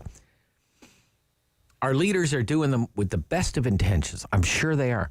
And then the federal government comes along and its inaction on international border control undermines our entire domestic effort. And Doug Ford should resign. Doug Ford. Well, I'll tell you what, if Doug Ford resigns, there should be others following him out the door. They could start with the front door of Rideau Cottage. Sharon in Bell's Corners. Sharon. Yeah, I'd like that one. Doug, everybody's screaming for his head, but, maybe he should say to Trudeau, you first. You go, you step down, and then I'll step down. Because that's who needs to go. I mean, I'm disappointed in some things Doug has and hasn't done. Sure. Sometimes I don't understand that he doesn't seem to be listening to some people, but then a few months ago we were all complaining, or many of us complaining, that he was listening too much to the doctors. Sure. He got elected, he has to make decisions. Yeah. But all the decisions that the provinces make are, as you said, undermined by Trudeau. They are undermined by lack of vaccines, and they're undermined by international flights arriving here every day. And their excuse that, there's only a few cases on them. Meanwhile, we're told that to stay home because, if one person has it, then how quickly it spreads to others. So it's not just ever one person on a plane. Why are we allowing people in? And why is it so important to some people that Doug Ford pay a political price? He's lost all his political capital, but Trudeau has gained political capital. So how can we explain that?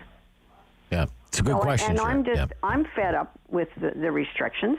Yeah. I think when silly things are done. I think the border stuff at Quebec is silly. Well, it seems to be over now. That seems to be over. Yeah, all the cops had to do say they weren't going to do it. But these silly things make people mad and say, I'm not going to follow the rules. But I think, the big issue is if they want me to stay in my house, supposedly I'm not supposed to go anywhere. But that idiot can allow international flights in every day. How can we possibly get a handle on this while he still allows that to happen? And the nerve of him to stand up there every day with a straight face and say, we've got the toughest border restrictions in the world. I mean, he is such a liar, that man. And why do we, as Canadian citizens, still allow him to get away with that? It is just mind-boggling. Okay. Thank you, Sharon. Okay. Thank you. Yep. Toughest, most stringent travel restrictions sure. of any of our peer countries around the world. Well, do we have any peers left? The question period's underway in the legislature. Ford's not there because he's in isolation, right? And deserve, when for the last year, paid sick they've been days saying it was the wrong thing. Paid sick days. Paul Calandra is the House Leader. Opposite. That's why the Premier worked so hard to ensure that there was a very comprehensive Made in Ontario plan, a plan that was quite frankly applauded by the leader of the NDP federally, somebody who used to sit in this chamber. In fact, in a press release many months ago, the national leader of the NDP, who the leader of the opposition spoke, whose convention the leader of the opposition recently spoke to, made a great deal of hay out of the fact that he had negotiated a nationwide sick benefit for all Canadian workers. Look, Mr. Speaker, there have been certain changing circumstances. We've seen that variants of concern are troubling, Mr. Speaker. We're seeing troubling circumstances at our border as the vaccine supply has not materialized as the way it should have. It's very clear that we need to supplement the original plan that was negotiated by the Premier. Given that there's a $700 million surplus in that program, given the failure of the federal government to move on it, we will be moving on it very quickly. We will be moving on it very quickly. Paid sick days. One more. There, Dave. Families are in the ICUs of Ontario because of this government's inaction when it comes to paid sick days. We can't wait another week for the Premier to dilly-dally around doing the right thing for our workers in this province. We're over a year into this pandemic, Speaker. Workers have lost their lives. Young mothers are in ICUs with COVID-19, getting sick. Children have lost their parents, Speaker. This government can no longer ignore the science. It can no longer come forward with half measures and delays. When will the government bring forward a real, effective, paid sick day program for Ontario's workers? Again, Government House Speaker. Thank you very much, Mr. Speaker. Obviously, as I've just said, given the failure of the federal government to address the challenges, the obstacles in the current Canada Sickness Response Benefit, the province of Ontario will be moving to supplement that for Ontario workers. Look, we understand how important essential workers are to the province of Ontario. That's very interesting. What's good? This was one of the recommendations from the Ontario Science Table, and it's a list of 6 recommendations that released yesterday. And now the Ford government is finally going to get on this file after drawing a line in the sand and that insist stick to this line, tap the federal program. Like for Premier Ford, this whole thing of paid sick days, it was like his Battle of Waterloo, paid sick days, but for Ford, he's Napoleon, Waterloo didn't work out for Napoleon. Paid sick days. Gosh, I think of the political capital spent on paid sick days by Ford. Trudeau, I have to say, largely unscathed on paid sick days, even though it's his government's terribly designed, little used federal program that is failing Canadian workers right now. If the federal program had been better thought out from the get-go, made into some kind of rebate system so businesses would be made whole through their payroll system, it would have been actually a useful program that you could use nationwide, and every province wouldn't have to come up with its own paid sick day program. And Doug Ford would have been spared all this grief. And you have all of this rage directed at Doug Ford. Not so much against Mr. Trudeau for his deeply flawed program. And, I don't even know the answer. Is there another province doing its own sick day program? I don't know. What other premier in the country has taken as much heat as Doug Ford over the lack of paid sick days? That's the politics of it all, the narratives at work. The science table, though, was clear yesterday in its statement. If we want a good shot at getting COVID under control in Ontario, take care of workers who don't have paid sick days. Good sweet, okay? Now, go figure it out. Go figure it out. Sean, Richmond, go ahead, sir. Yes. Good morning. Yes. I don't understand what these people coming into Canada are doing in Canada that is so important that they have to fly in from around the world, especially if they have COVID. If you're... Well, they may be Canadians living abroad, right? They may be Canadians living abroad. Well, they've had lots of time to get back here. Sure. Well, they maybe they only left a few weeks ago. I mean, usually if you're at customs, they say, you're coming in for business or pleasure. Well, yes. Nobody should be coming visiting their Uncle Harry. Right. And people in it's a long list of exemptions. They're doing it by Zoom. Yeah. So what are they? I just don't understand what's so important. Yeah, there's a long list of exemptions, sir. There's a long list of exemptions. Well, there shouldn't be. Well, I'm telling you, I know. The way I understand. I often think it should be this way, but we deal with the way things are. We're focusing on the micro, the masks, sure, masks at the playground, and then they're not looking at the big picture, which is we're bringing it into the country. Like the first time I heard about the UK variant on the radio, there's a UK variant. 1 week later, it's in Canada. Mm-hmm. There's a Brazilian variant. 1 week later, I hear on the news, it's in Canada. Yeah. Because probably by the time you hear about it, it's already here. That's probably and it's true, probably been here for a few weeks, and it's probably already circulating in the community. Yeah, flown in. Yeah. So flown in. I just find it very frustrating. It's very frustrating. And Trudeau is like the king of gaslighting. He just seems to be says things over and over again. I think he learned from Trump. Just keep saying these things over and over again, and people think it's true because they've heard it enough. Yeah. It's just very, very frustrating. Okay. Thank you. Thank you, Sean. Thank you. Okay, let's get to more of your calls here. Paul in Ottawa. Paul. Hi, Rob. Hi.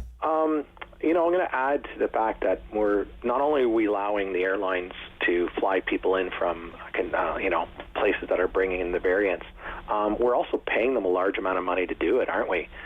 We just bailed out Air Canada for $5.9 billion. Who knows how much we're going to give to other airlines?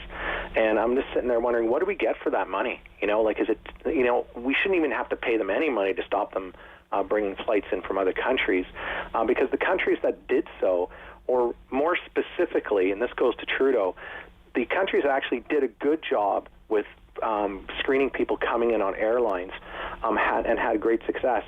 We should be following their best practices. Sure. I can look at Taiwan.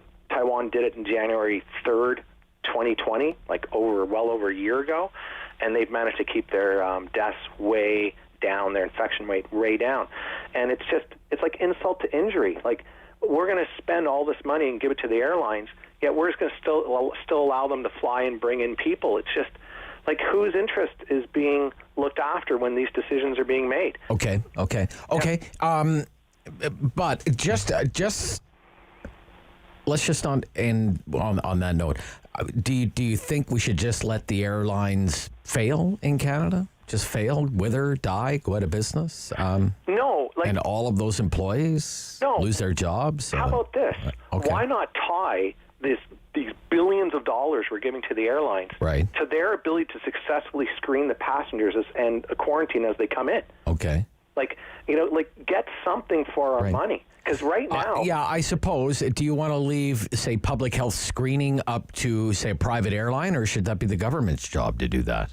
Well, you know what? I don't know the answer to your question. Okay. I don't know who would be better at it. Right. Or maybe a combination, they can get together and get their act together and do it in coordination. But like I said, we could look at other people who are doing it successfully. We don't have to reinvent the wheel. Yeah.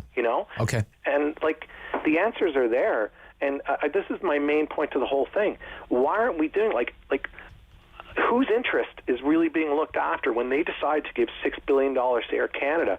Like, was anyone at the table, speaking up for you and me, saying, yeah, but, you're flying these people in, and how much is it costing us when these people come in with, with the virus? You asked me, is it worth bailing them out? Should we let them fail? Because there's a cost to doing that, right?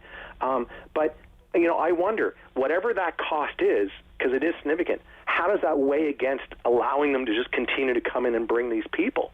People are dying because of that. Our economy's suffering because of that.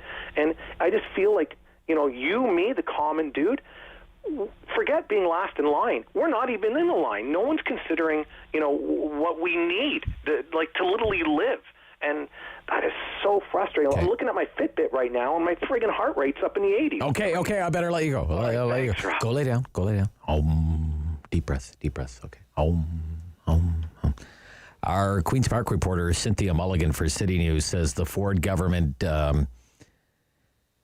is telling her sources deep within the bowels of Queen's Park, are telling her that a paid sick day announcement is going to be made later this week or early next week, that they had a productive caucus meeting yesterday. There were lots of angry MPPs, and that they're acknowledging that they messed up and that decisions were rushed after they looked at the concerning modeling data. We'll be back. Final quarter coming right up with the Rob Snow Show Talkback Hour here on City News.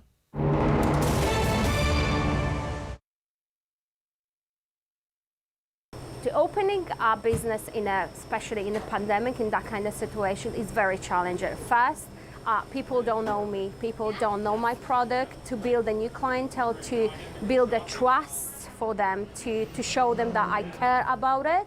I do love my food. That was the biggest challenge. And of course, in all lockdown, where I had to face it regards my employee, girls, ladies, what they work for me, I didn't want to tell them, sorry, I'm closed, I'm not having a job for you. No, they have families, they have kids to feed. So this is very important because we are family orientated. And we decided to open. We, of course, essential business. So been very tough, very, very tough, as we didn't see people on the road. Market was completely quiet, but we knew that we have to wait, and we knew that we're gonna be fine. In this town, we built online shop, Vedel Online, and we did Uber Eats, which one is picking up and is very, very popular. We have a really good feedback. So this is the song from my heart. And and we try to expand. I'm thinking about opening another location. So I want to make Vedel famous. I want to make the Vedel place to be for all the families with kids. Try the traditional food, what their grandparents cooked in the countries when they're from, or even Canadian people. They're more than welcome to come and try our famous pierogis. I try to be passionate about my food, organic food made with love, with all homemade, organic. So you can find food from all over the Europe: Polish, German, Ukrainian, Romanian, French, Armenian, so all kind of different types of food. Homemade lunches, we focus on the homemade lunches, grandma style. I keep always saying, like in my Genia Babcia house, how she cooked, I wanted this love and this food over here because I believe that would bring all people around me. And all the organic cold cuts, lovely selection of sausages, cheeses, European cheeses, great selections of mustards, French cookies.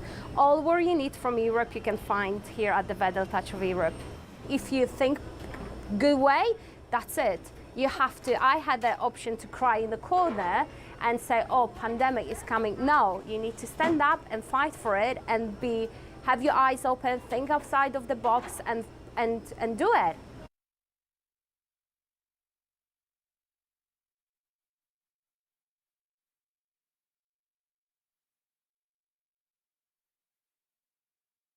time to talk back. On the Rob Snow Show. Have your say and call now.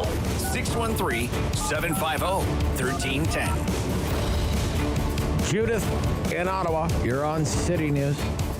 Hi, Rob. Hi. Just calling because I really don't understand if this is being counterproductive by him spending billions of dollars and yet allowing these flights coming into Canada.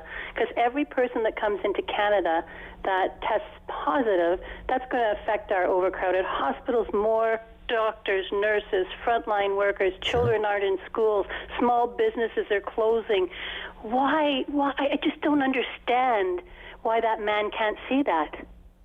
Well, he would say, we have the toughest measures in the country, and you have to go into the quarantine hotel, and in some cases, you have to quarantine at home for 14 days. That's what he would say. But would he feel safe going to the airport and greeting these passengers? Well, those are things that he doesn't have to worry about, but I don't know. I don't know if he would feel safe. I know, because for every one that comes in, they could spread that to 15 other people. Sure. And that is all going to affect, again, the Canadian economy. He also says you need a negative COVID-19 test before you even get on the plane. But obviously that's, something's not happening there because, the Vancouver Sun is reporting this morning that there's a flight, 10 flights arrived in Vancouver.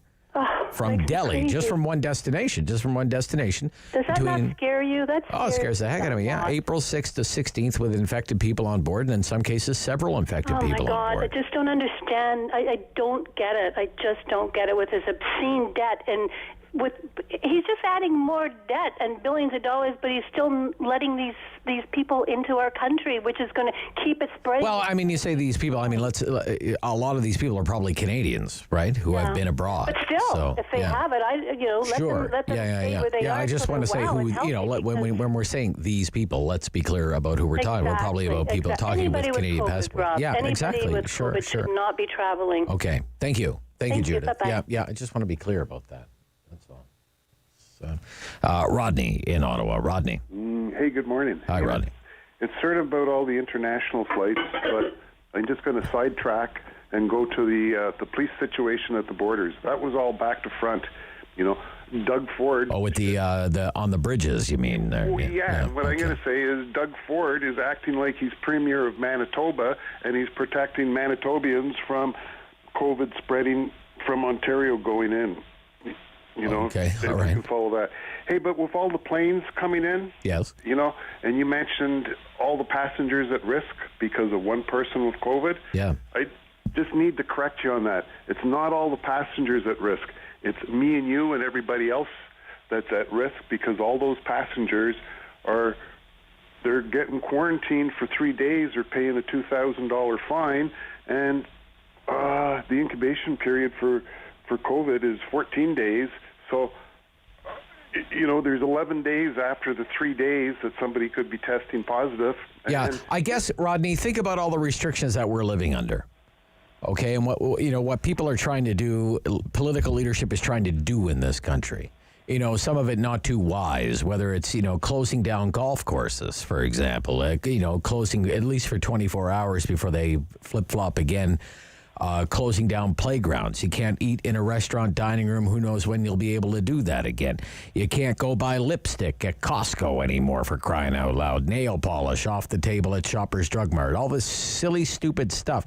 Cops on the bridges. Everything else. So why is it that 10 flights are landing at the Vancouver International Airport between April 6th and April 16th with infected people on board?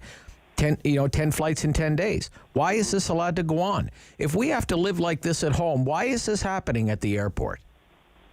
It makes no sense, Rodney. I don't Come on. like that. What are we trying to do? It makes no sense. It's importing COVID coming in. And, maybe just like the stores, the biggest challenge in the stores is the customers that won't follow rules and guidelines. And it's all the citizens that don't follow rules and guidelines. Yeah, rules and guidelines. My only point, Rodney, is that some of the rules and guidelines are making a lot of sense. And some of the rules and guidelines that are in place are working counter to some of the other rules and guidelines.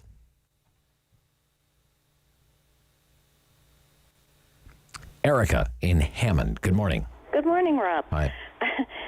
You're asking for a solution about the international flights coming in. Ground them. How about that? Yeah, well, Right. yeah, but the federal We will not take flights anymore from India. But the federal government isn't willing to shut that down.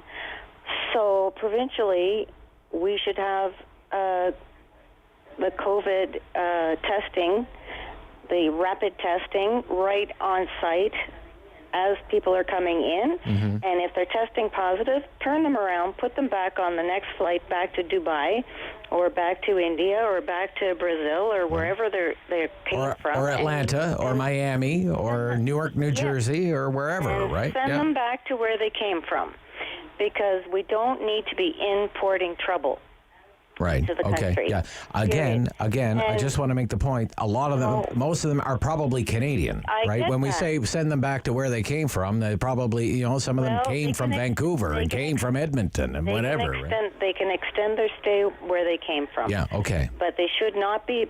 I just don't want to get into this ugly language of go back to where you came from. You understand me, Erica? Oh, okay. All I'm right. using the wrong wordage. Okay. I'm sorry. All right. Okay, But thank I mean, go back to the country that you originated from in your travel. Shouldn't be landing at Pearson if you're COVID positive. No. From and anywhere. I heard From that anywhere. Even at Pearson, that they're not doing that shut down 3-day, $2,000 fine, whatever quarantine thing at Pearson International.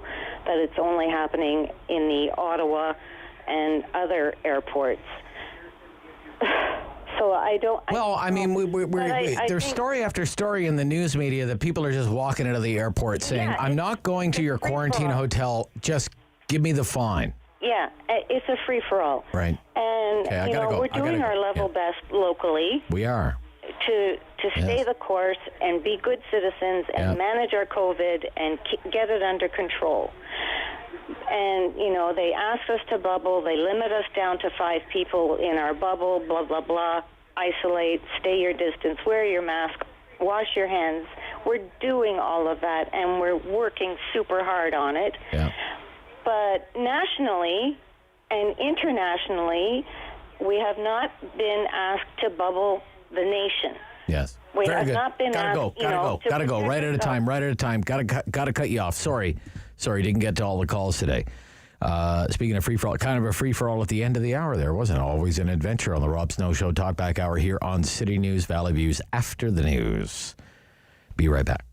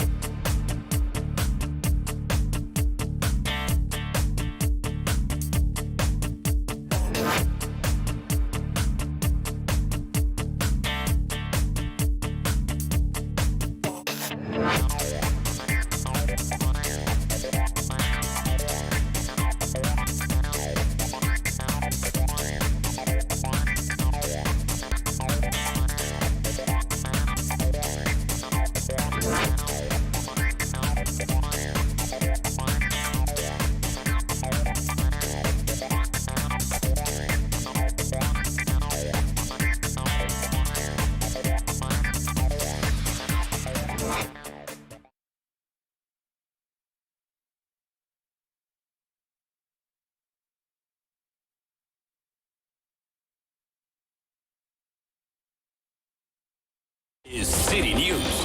CIWW 1310 AM in Ottawa. And CJET 1011 FM in Smiths Falls and the Valley. Number 1 for local news in Ottawa and the Valley. This is City News. Now on 1011 FM and 1310 AM.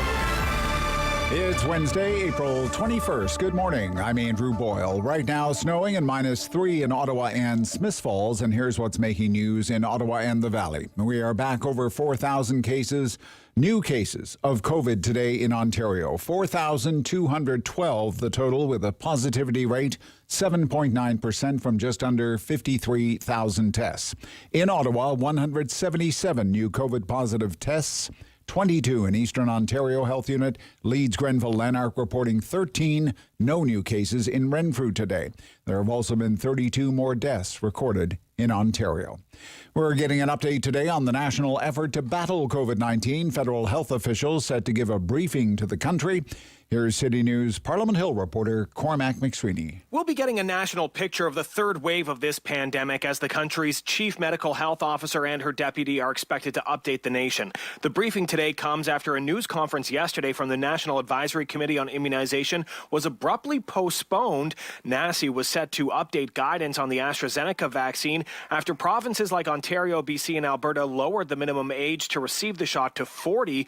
NACI still recommends 55 and older due to concerns about very rare blood clots. However, Health Canada has approved it for all adults. The federal government has not confirmed the next shipments of the AstraZeneca shot amid export controls from India, and Moderna has been cutting and delaying its deliveries. However, the feds are offsetting those disruptions with 300,000 Johnson & Johnson shots arriving next week and up to 8 million Pfizer doses expected next month. Cormac McSweeney, Parliament Hill. City News time 11:03, and now your forecast with meteorologist Jill Taylor. It was 2 degrees very early this morning. That's our high for today. Periods of light snow will drop to -2 for the low. Cloudy, windy tonight, a gusty northwest wind. It'll feel like -9. For today, I already reached the high 2. And right now, some light snow and -3 in both Ottawa and Smiths Falls. Ridership at OC Transpo remains low. The transit agency's Pat Scrimgeour broke down the most recent numbers from March. We're at 26% of our usual levels of transit ridership. Certainly, we expect April to be a lower number, and May perhaps as well, as the current public health restrictions have just come into effect. Now, the numbers from February were quite similar, 27% of pre-pandemic levels. Since the beginning of this pandemic, there have been 106 cases of COVID-19 among staff at OC Transpo, 26 of them still active. A motion by Glenn Gower was asked or has asked for a letter to be written to the Board of Health and the province to push transit workers up the list of essential workers to be vaccinated. A well-respected Ottawa community leader is reflecting on the verdict of Derek Chauvin over the death of George Floyd and what that decision means in our country. Here's City News reporter Alex Gouge. Reverend Dr. Anthony Bailey of Parkdale United Church says Canada also has its issues with systemic racism in society that must be acknowledged to move forward. He tells the Rob Snow Show what the verdict is signaling toward. This is a movement towards justice. Some people are saying, this is justice. Well, justice is involved in this, but it's a movement towards justice. I think it's more about accountability.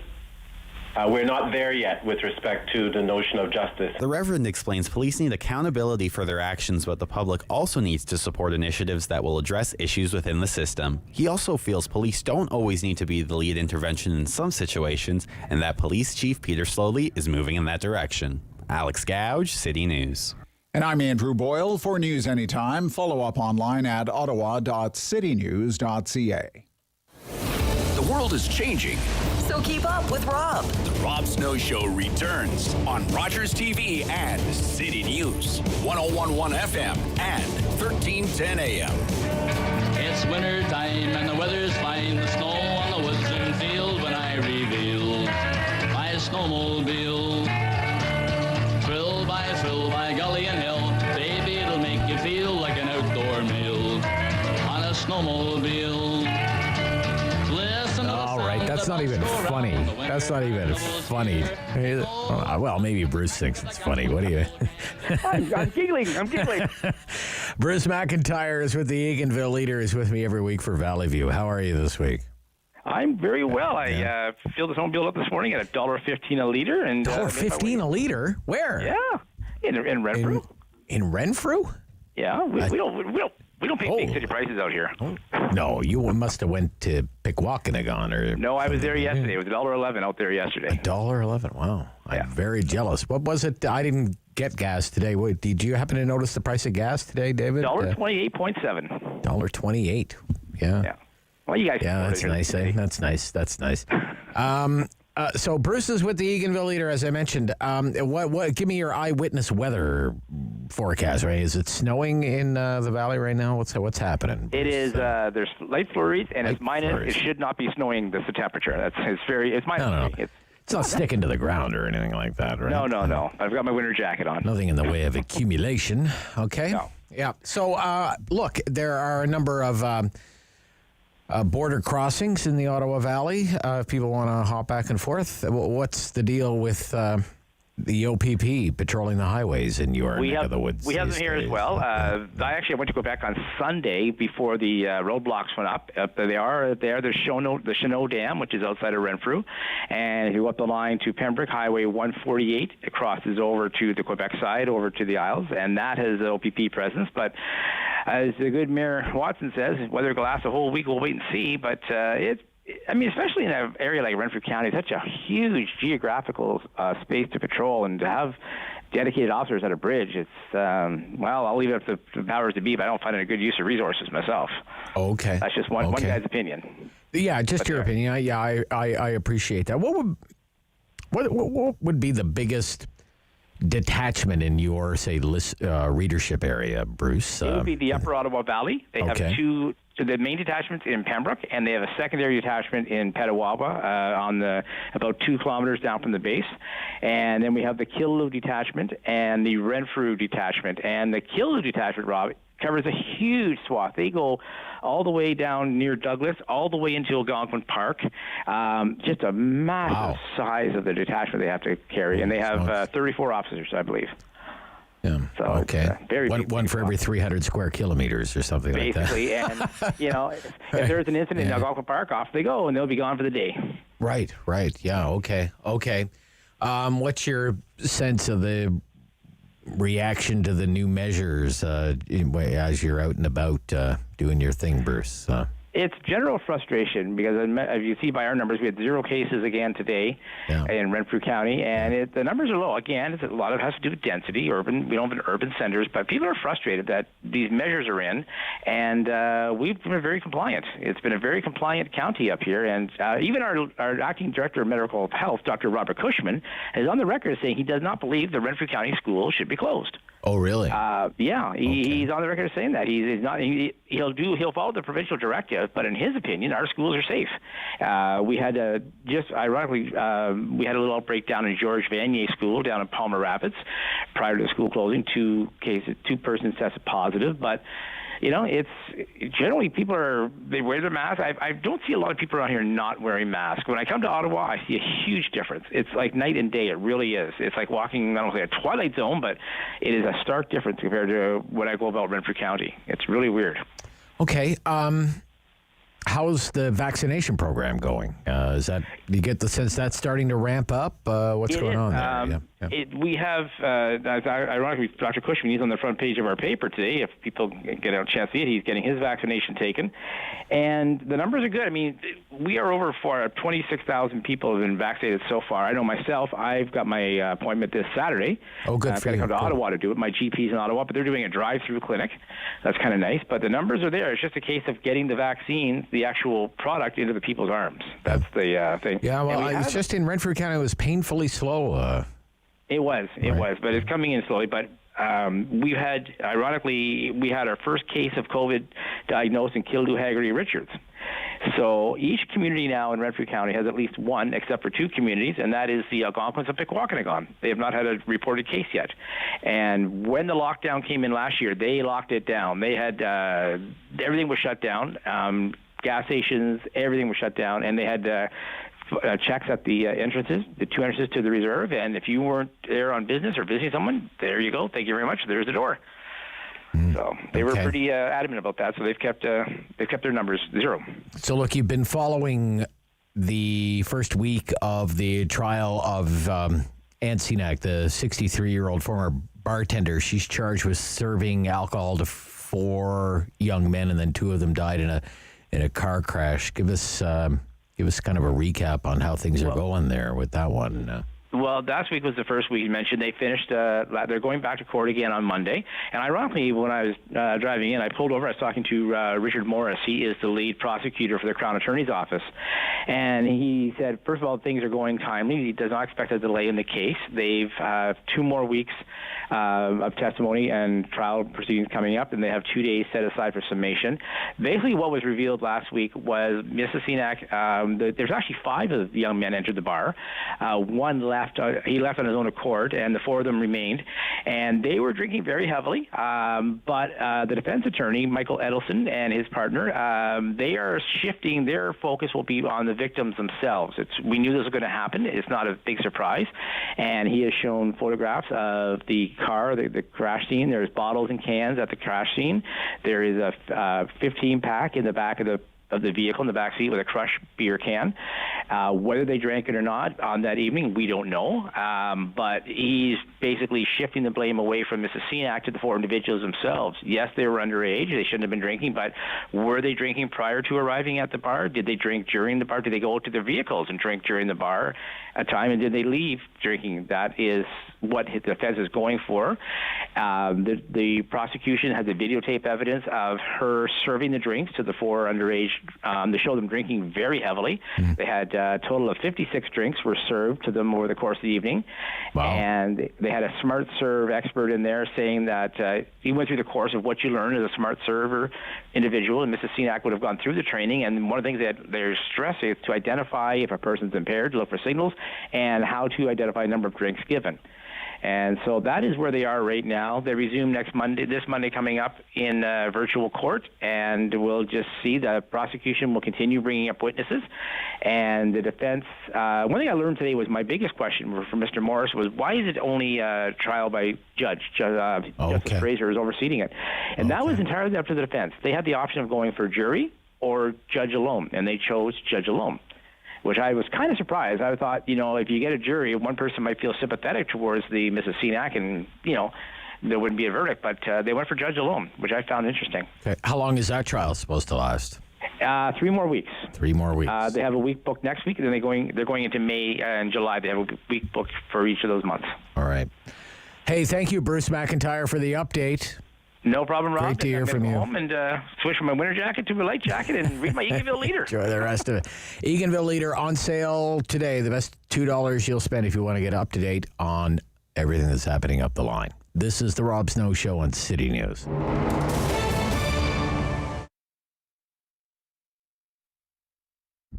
We just took over this business about a few weeks prior to the pandemic. But we've been loving the community, the people, very friendly. But it's been very difficult starting up a new business, just the time that we did. But I'm sure it's the same everywhere. We did take a broken business, which doesn't help us. But we thought, we believe in what we do. We're very passionate about food. And we just really wanted to share the Iraqi culture through our food. All our recipes are homemade, so this is very unique. Usually you hear restaurants, shops, it's all frozen food or prepared food. So nothing here is prepared, everything is homemade. We get our meat and produce from a local farm.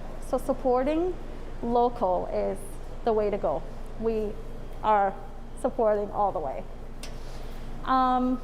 And our meat are actually marinated the day of, so it's as fresh as can be. Quality ingredients and everything is made from scratch. I get a lot of people when they come in, they say it tastes like Middle Eastern, like back home.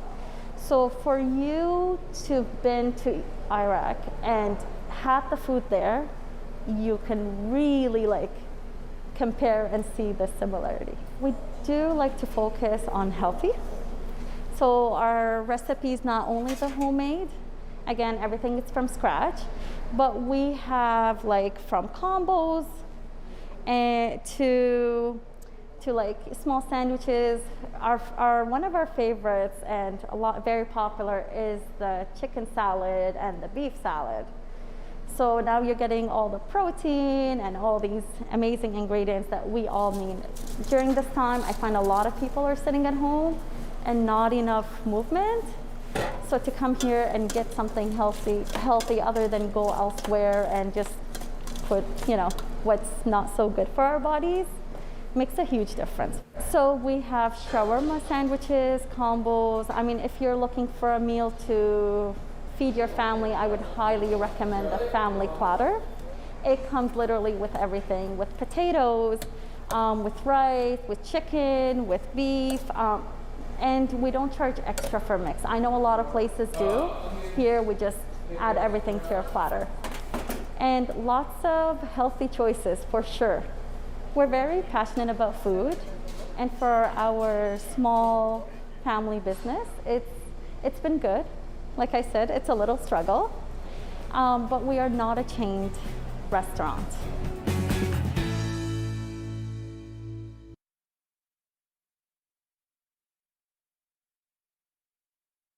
Fair. Fun. The Rob Snow Show returns on Rogers TV and City News 101.1 FM and 1310 AM. We're continuing to gather reaction to the federal budget. 2 years in the making, came out on Monday from the Finance Minister, Chrystia Freeland, and joining me this morning, and it's always a great pleasure to have him on the Rob Snow Show. He is the Member of Parliament for the riding of Carleton, and these days he is the official opposition critic for Jobs and Industry, saying good morning to Pierre Poilievre, and welcome back, sir. Nice to hear from you. Great to be with you, Rob. Your reaction to the budget, please. What do you think of it? Well, let me start with a fascinating new record. So according to the data in the budget, by the time the next fiscal year is done, Justin Trudeau will have added $662 billion. All of the other prime ministers combined, going back to 1867, added $630 billion. In other words, Trudeau by next year will have added more debt by himself than all of the other prime ministers in Canadian history combined. A staggering fact. As you know, we blasted through the $1 trillion debt mark last year, and we're on track to $1.4 trillion in just a few years from now. And there seems to be absolutely no concern about the probability that we will have a debt crisis once interest rates inevitably rise. The hope is that they just never rise and that we can continue to print money in order to pay our bills. Of course, we've seen that story again and again, and it leads to the same catastrophic outcome. Okay. So if the government then overdid it on the spending and maybe more accurately borrowing side to deal with the economic fallout of the pandemic, where do you think it was overdone on that front, Pierre? Well, let's start with the fact that we shouldn't have been in the crisis in the first place. Compare us to other countries. Other countries shut their borders in December, January, and February to keep the disease out. Other countries were faster in procuring rapid testing so that they could get their people safely back to work. And other countries, of course, have been much quicker in procuring vaccines.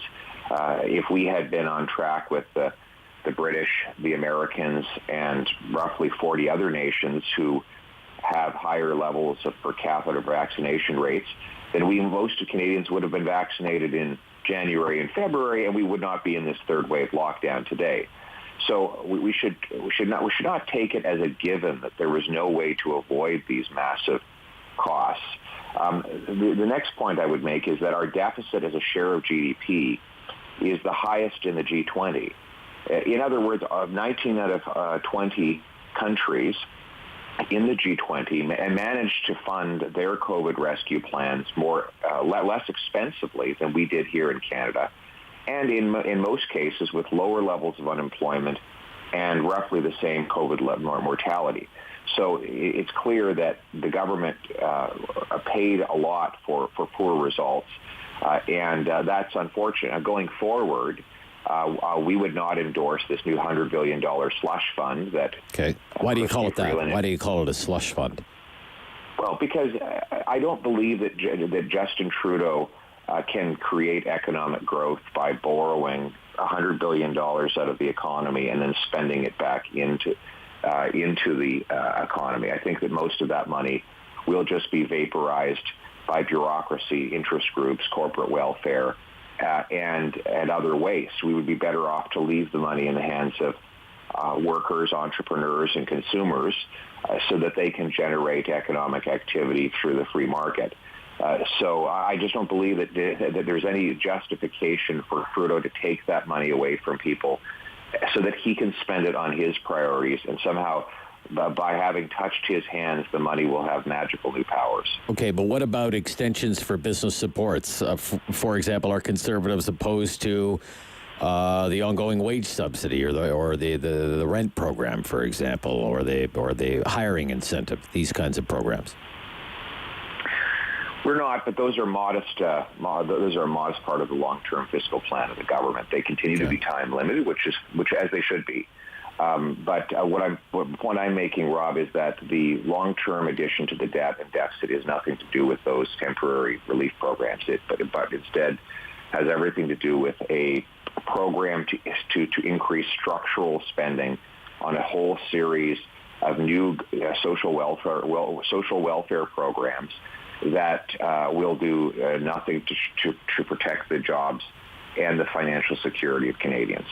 Okay. The centerpiece of the budget is a national child care program. I can see you rolling your eyes right now. Okay. Thinking back to Red Books of 1993. But nevertheless, it's out there again, $10 a day, Quebec style, a national child care program. If it can secure buy-in and cost-sharing from provincial governments. What do you think about that? What's your reaction to that proposal? First of all, it's not $10 a day, and they don't have $10 a day daycare in Quebec.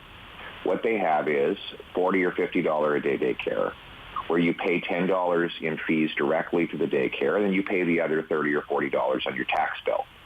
There's no free money here. So effectively what the government is proposing is just to charge you more on your tax bill for childcare rather than having people pay it directly. So explain this to me. How is it more affordable to provide childcare by taking the money out of the pockets of parents on their tax bill, sending it to the federal government, which then sends it to the provincial government, which then sends it to the municipal government, which then sends it to an agency, which then provides you with a child care space of the government's choosing, as opposed to letting you just take the original dollar and spend it yourself on the child care of your choice.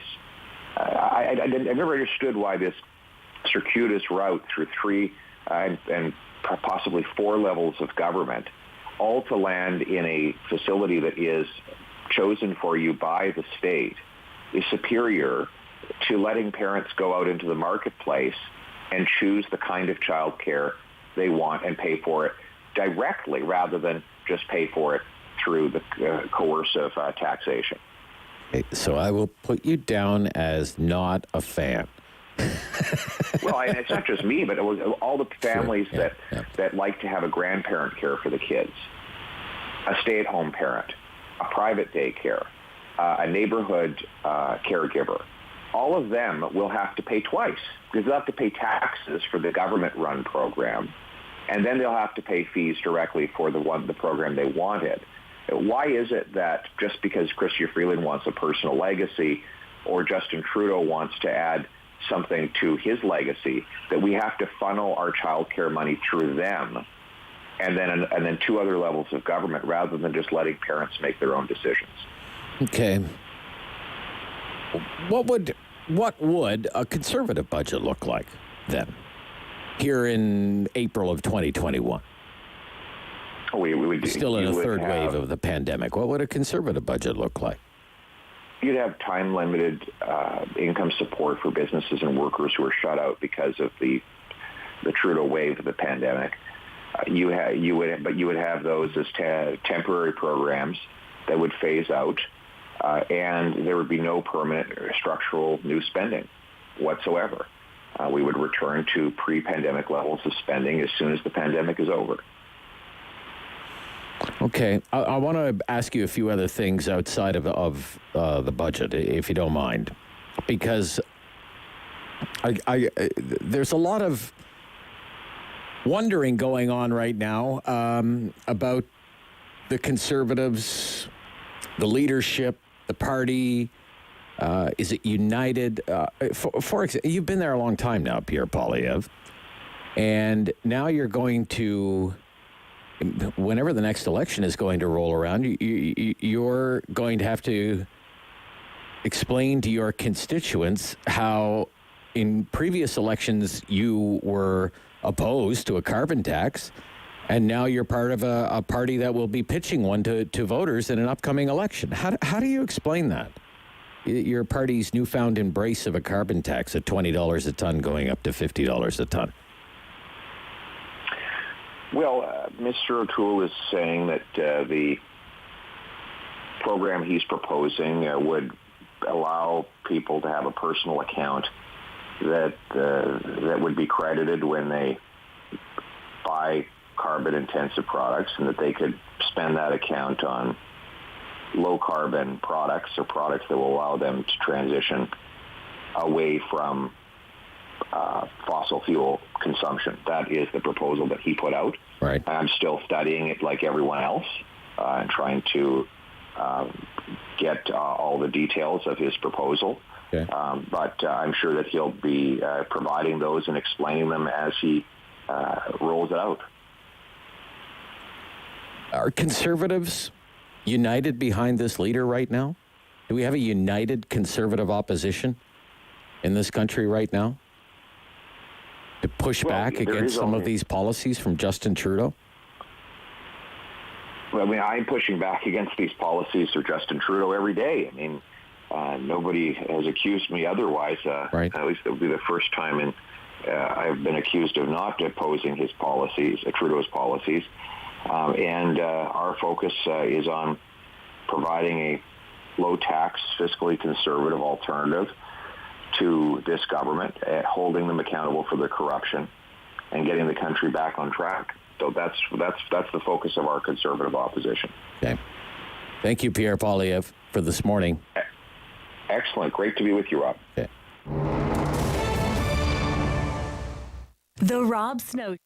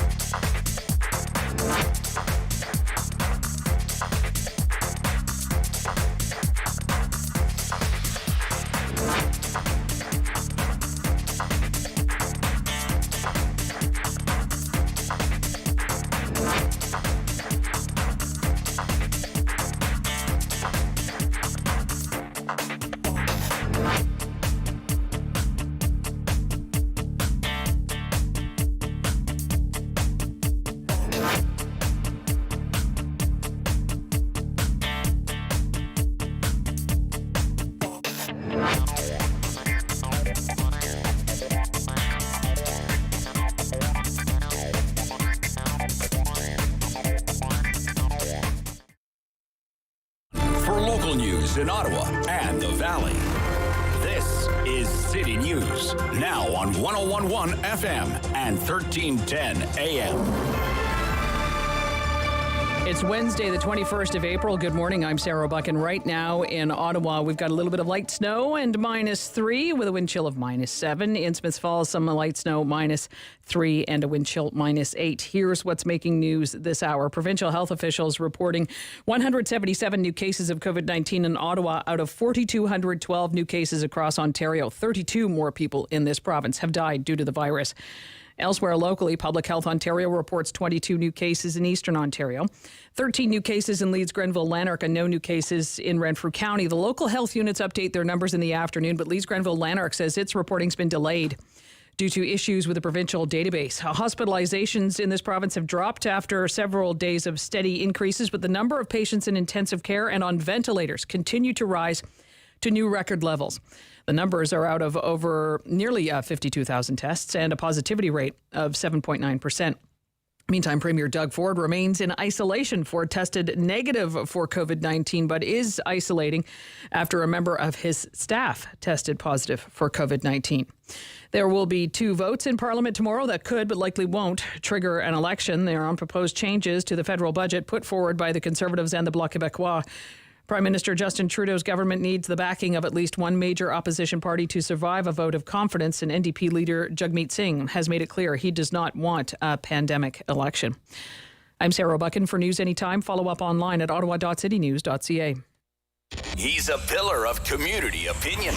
The Rob Snow Show returns on Rogers TV and City News. 101.1 FM and 1310 AM. Take stock of the situation on the front lines.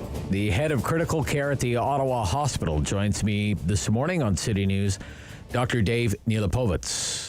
Good morning, Dr. Neilipovitz. Good morning. You nice can call me Dave if that's right. a lot easier for you. All right, Dave, that's fine. I thank you for taking the time. Critical care, head of critical care at the Ottawa Hospital. For those of us who are, we're just lay people, we're just trying to get familiar with all of these terms. So what does that mean, critical care? What's critical care at the Ottawa Hospital? So critical care is where the intensive care units are. So ICUs is the short form that I'm sure you've seen a lot.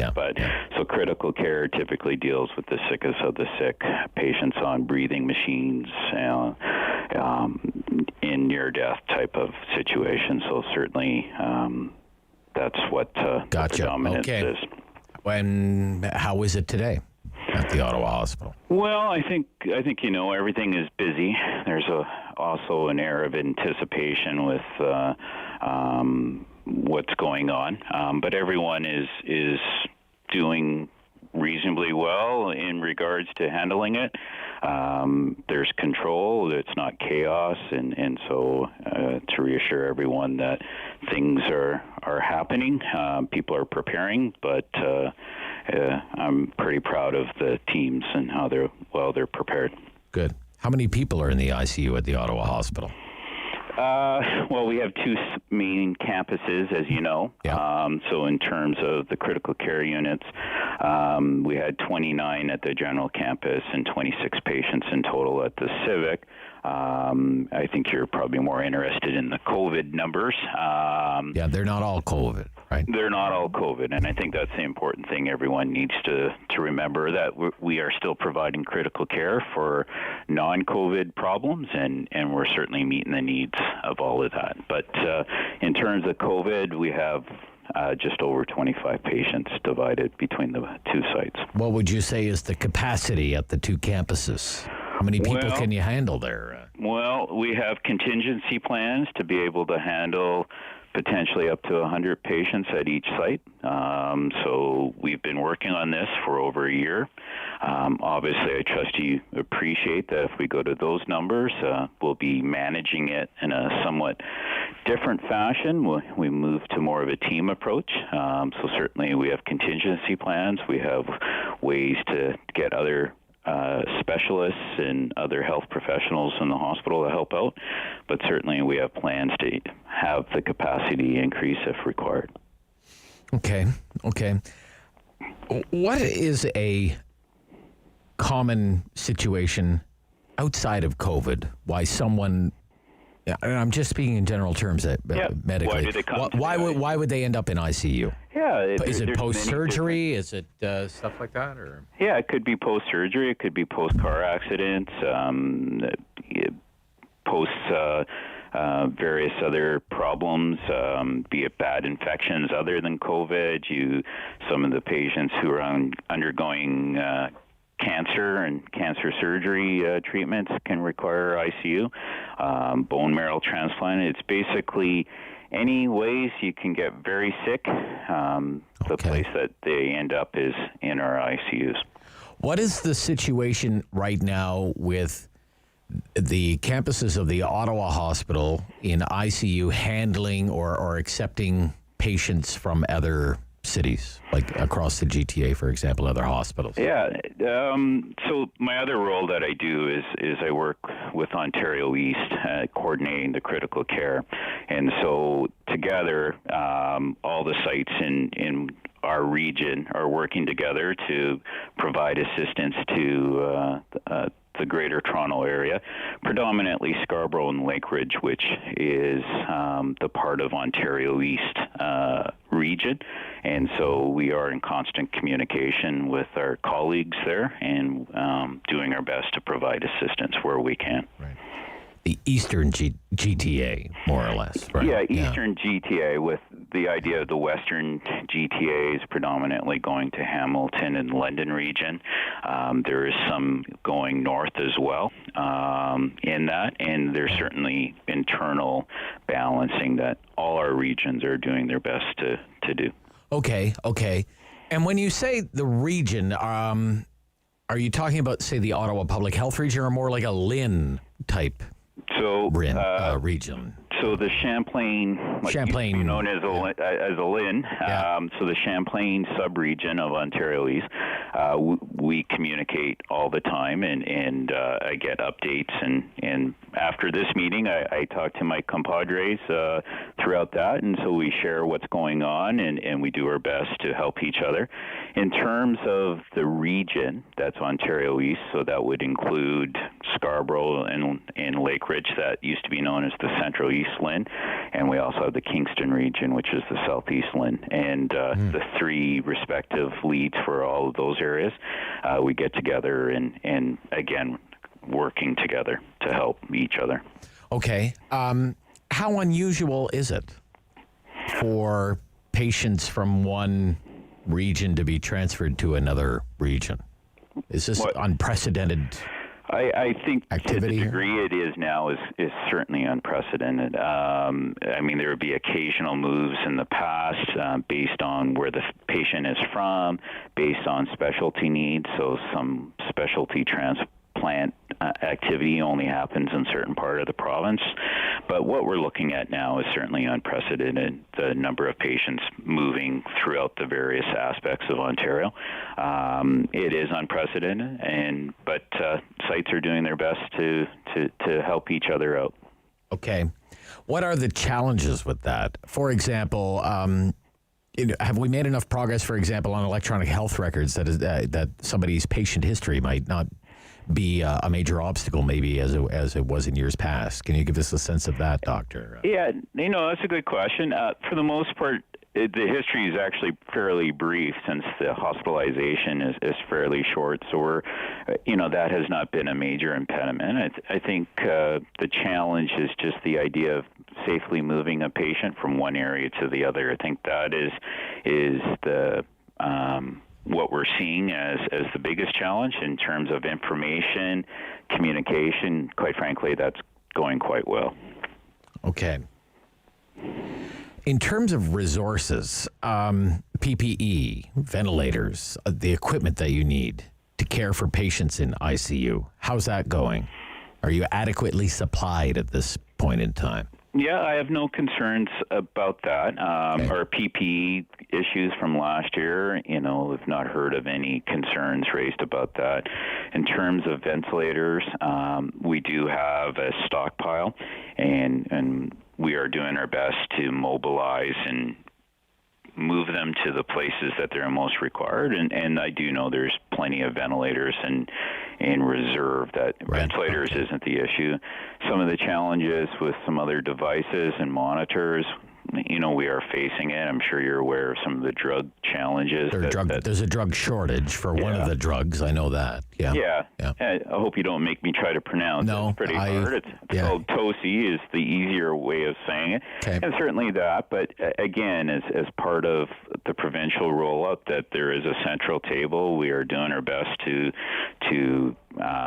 balance the need with the supply of that. Now, I trust everyone understands the whole world is trying to get the same product, so that's the challenge that we're all experiencing. How about from a human resources standpoint? Are you adequately staffed at this point? I think that's the biggest challenge. There's no supply of nurses out there that has not been tapped into, and so certainly the staff, everyone's doing their best to step up. If we could manufacture a nurse, I'd ask you to do that. But I think it's certainly commendable how other nurses and non-specialties, like non-critical care specialties, are coming to help, and so everyone's pitching in. But people are tired. I think you can appreciate that, but everyone is doing their best to help. What does it take to be a critical care nurse, typically? What kind of training is involved? I mean, I hear it's very specialized, right? Well, it is very specialized. So on top of, you're asking a doctor about another specialty. You get me in trouble, especially at home. But a critical care nurse is obviously a registered nurse who's done his or her full training in that regards. There's additional training that they do. So there's a critical care specialty course that they provide additional training. And then they have to get the experience caring for patients. Somebody's not coming out of nursing school and becoming a critical care nurse on the front lines overnight, I guess is my point. And certainly we value nurses who have experience. But yes, you can come out of nursing school and then receive additional training and experience to become that. But again, it's not weeks, you're talking much longer. The reason I'm asking these questions, Doctor, I'm trying to get a sense of what it's like to care for somebody in ICU, because I want to impress upon people this is like the last place you want to be. Right? Yeah. No, it is. As I say, you don't want to meet me at my job. But these nurses and all of the health professionals, but certainly nurses, they're there caring for the sickest of the sick. They're in there right beside them, providing comfort and care. And so it does take a certain skill and compassion that they certainly bring on a daily basis. So they're certainly to be commended for that. When it comes to COVID-19, what would you say is there a typical patient profile right now? Reading so much about younger patients and whatnot, Doctor? Sorry, do you have to go? No. Okay. No, it's just right above my desk here. In terms of I understand you said the patient profile and demographics of the COVID patients, if I heard correctly. Yes, Doctor. The patients, it does seem different than the first two waves, in that we are seeing younger patients, and so that is certainly different than the first, and we're also seeing, I know everyone wants to think that these are patients or people with multiple medical problems, and that's really not the case. There's several young, previously healthy patients who are coming and getting quite sick with it. So I do think it is looking different than what we experienced in the first two go-arounds. How long would somebody be in an ICU? I mean, is it weeks? Is it days? Yeah, you're looking at about a 2 to 3 week stay is what we're seeing with the COVID patients now. Recognize that an ICU stay is dependent on the cause, so some of the other causes we alluded to might be quite different. But for the COVID patients, it's anywhere from 2 to 3 weeks even, and we do have longer stays in some. Okay. Dave, nice to talk to you today. Anytime. My goodness gracious. Very informative. Thank you again. Okay. Dr. Dave Neilipovitz. Perfect. All right, great. Head of critical care at the Ottawa Hospital. 11:46. This is the Rob Snow Show on City News.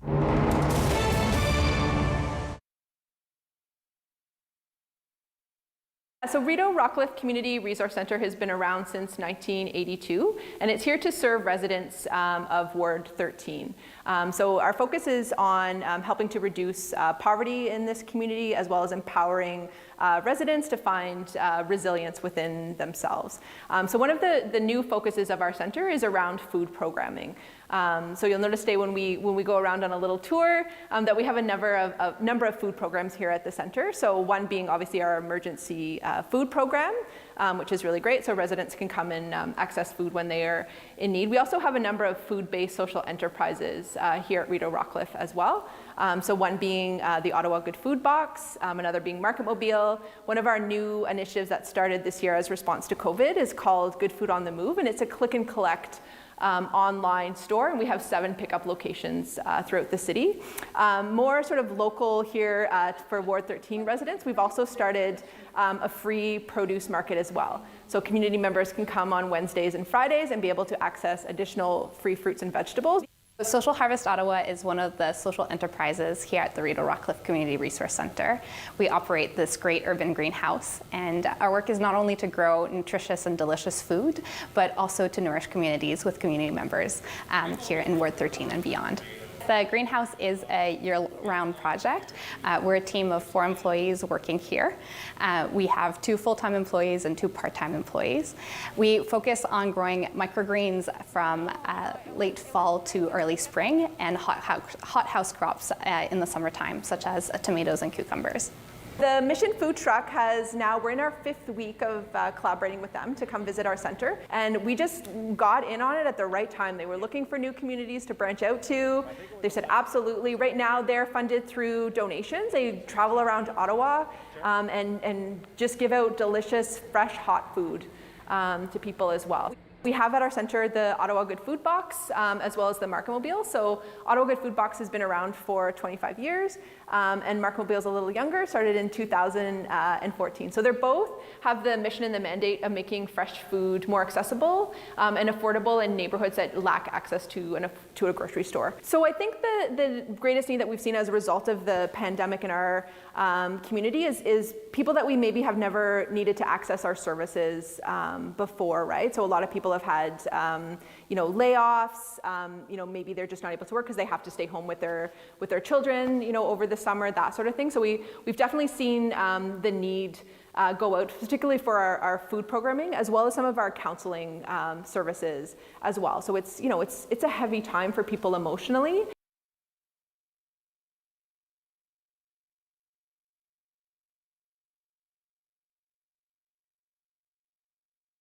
He's the opinionated Ottawa icon. The Rob Snow Show returns on Rogers TV and City News. 101.1 FM and 1310 AM. In city business, happening right now is a meeting of the Transit Commission and one of the managers for OC Transpo, Pat Scrimger, is outlining possible transit cuts to transit service. Let's listen here. In order, we can say these will lose you this many customers per dollar, and say that some are less impactful than others. But that doesn't tell the complete story because not everyone has a choice. So next slide, please. The equity and inclusion lens guides us because this is a fundamental policy decision of council that any potential decision being made by council be evaluated for its effects on groups of people who are already disadvantaged. And the equity and inclusion lens identifies the groups as listed on this page: Indigenous people, Francophone people, LGBTQ people, immigrants, new Canadians, older adults, people living in poverty, people who have disabilities, racialized people, rural residents, women, youth, and generally speaking, others who are also at risk of being excluded from decisions or consideration.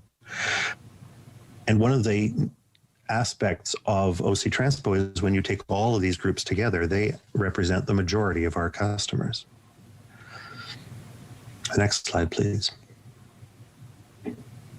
So Normally, when we give you any staff recommendation on a major service change, that would come along with an assessment of its effects on these groups. If there's a negative impact on an area of the city, we would check to see if that's an area of the city which is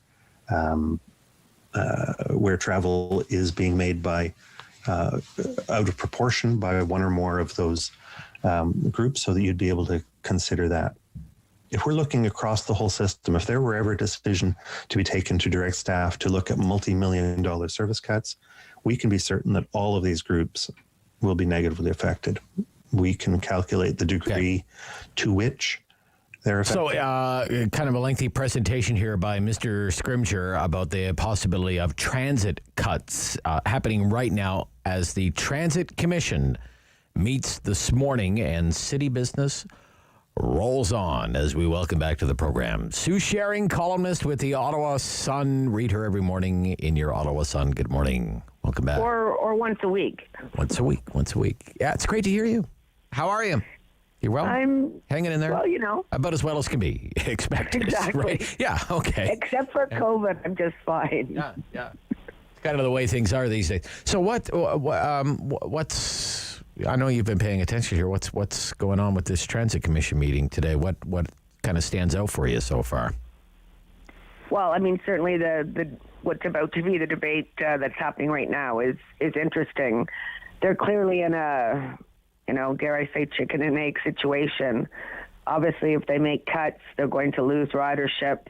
But if they don't make cuts, we're paying a lot of money for buses that aren't being used. Right. So I still see, when I'm out at night, which is very rarely, there's a big double-decker bus that drives down my street. There's not a soul on it. No. Now, it's hard to know what they're supposed to do during these, times of COVID. I also find it hard to believe that a double-decker bus in Barrhaven at night is necessary. Can never be really full, but right. Is it even necessary? That's what I'm saying. Right. Yes. Yeah. I suppose maybe for the one or two people that go out now and then and need a bus, maybe it is, but it's got to cost a lot of money to keep that bus running. Yeah, I talked this morning about how Doug Ford is kind of caught between, there's the rock and there's the hard place and there's Doug Ford right in the middle. These transit commissioners, city councilors and the like, they're kind of in the same position. Okay, do you cut service to all of those groups, to Mr. Scrimgeour's point, to all of those groups, to poor people, disenfranchised people, to seniors on fixed income? Do you cut service to all of those groups and risk losing even more riders? Or do you have no choice because you've lost so many riders that you have no choice but to cut? Right. So it's like you say, chicken and egg, catch-22, I suppose, Sue, you can use whatever cliche happens to pop to mind, right? Yes, I guess if you have to use a cliche, those two are good. Those two are good. I haven't seen the actual ridership numbers, and that would be interesting to see because... according to David's notes, it's 26% of the usual level, so let's call it down by 74%. No, I did hear that number, but I mean, how many people does that mean? I would presume, again, just using Barrhaven because I live here, that there's not a lot of ridership at certain times of the day. So, if you cut that number, does it make any sense? And how many people do you risk losing? Right. That's what I don't know. And that would obviously be key to... Eventually, we need to be a city that uses transit. I don't know, especially for the capital costs and the money that we're pouring into it, right? And eventually, fingers crossed, all of this is going to come to an end, and we'll be out of it, and people will be on public transit again, riding light rail again, but not in the near term. We're back into a stay-at-home order, right? Well, exactly, and I mean, are people going to be finding? Are more people going to work at home? Even after COVID is done, now that we've seen that it can be done, there's lots of jobs where you don't have to go into the office. And maybe that will just become more of a thing, and maybe we won't need transit quite as much as we do. But, if 40 people out of 100 can stay home, you've still got 60 people who might be looking for a way to get to work on transit. So It'll be interesting. And it seems, and this, you have to as well ensure people that riding public transit is safe. Public transit is kind of it's the ultimate congregate setting, isn't it, Sue? Like you have to encourage people to kind of climb into a long metal tube and ride to work or wherever they need to go with, dozens of their fellow citizens, right? Yes. So you have to give the ridership confidence that it's safe. It's safe.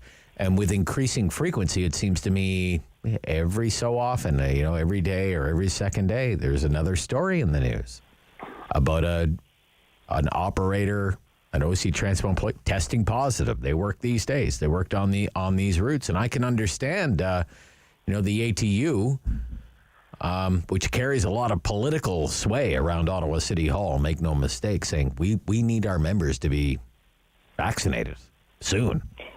Yes, and I certainly would like to know more about what's the contact when these people get infected. I mean, I know we hear all about how much money they're spending, like disinfecting the heck out of these buses. How does a bus driver get infected? Yeah, how does that happen? Yes. How do they follow up on that? Exactly. Can you even contact? Is it even possible to trace someone who's on a bus, or I guess you just kind of hope that the passengers themselves hear it in the news and take the appropriate precautions themselves, that they may have been exposed while they were riding that particular bus, right? Or light rail yes, train. Yes, but I mean, the case everyone's got to be wearing a mask, and now they're putting up the. I think they've just started this project, but they're putting up the plexiglass. Yes. To further protect the driver, but. I just can't. What would be the contact between a passenger and a bus driver that he would be? This program is brought to you by Ignite TV.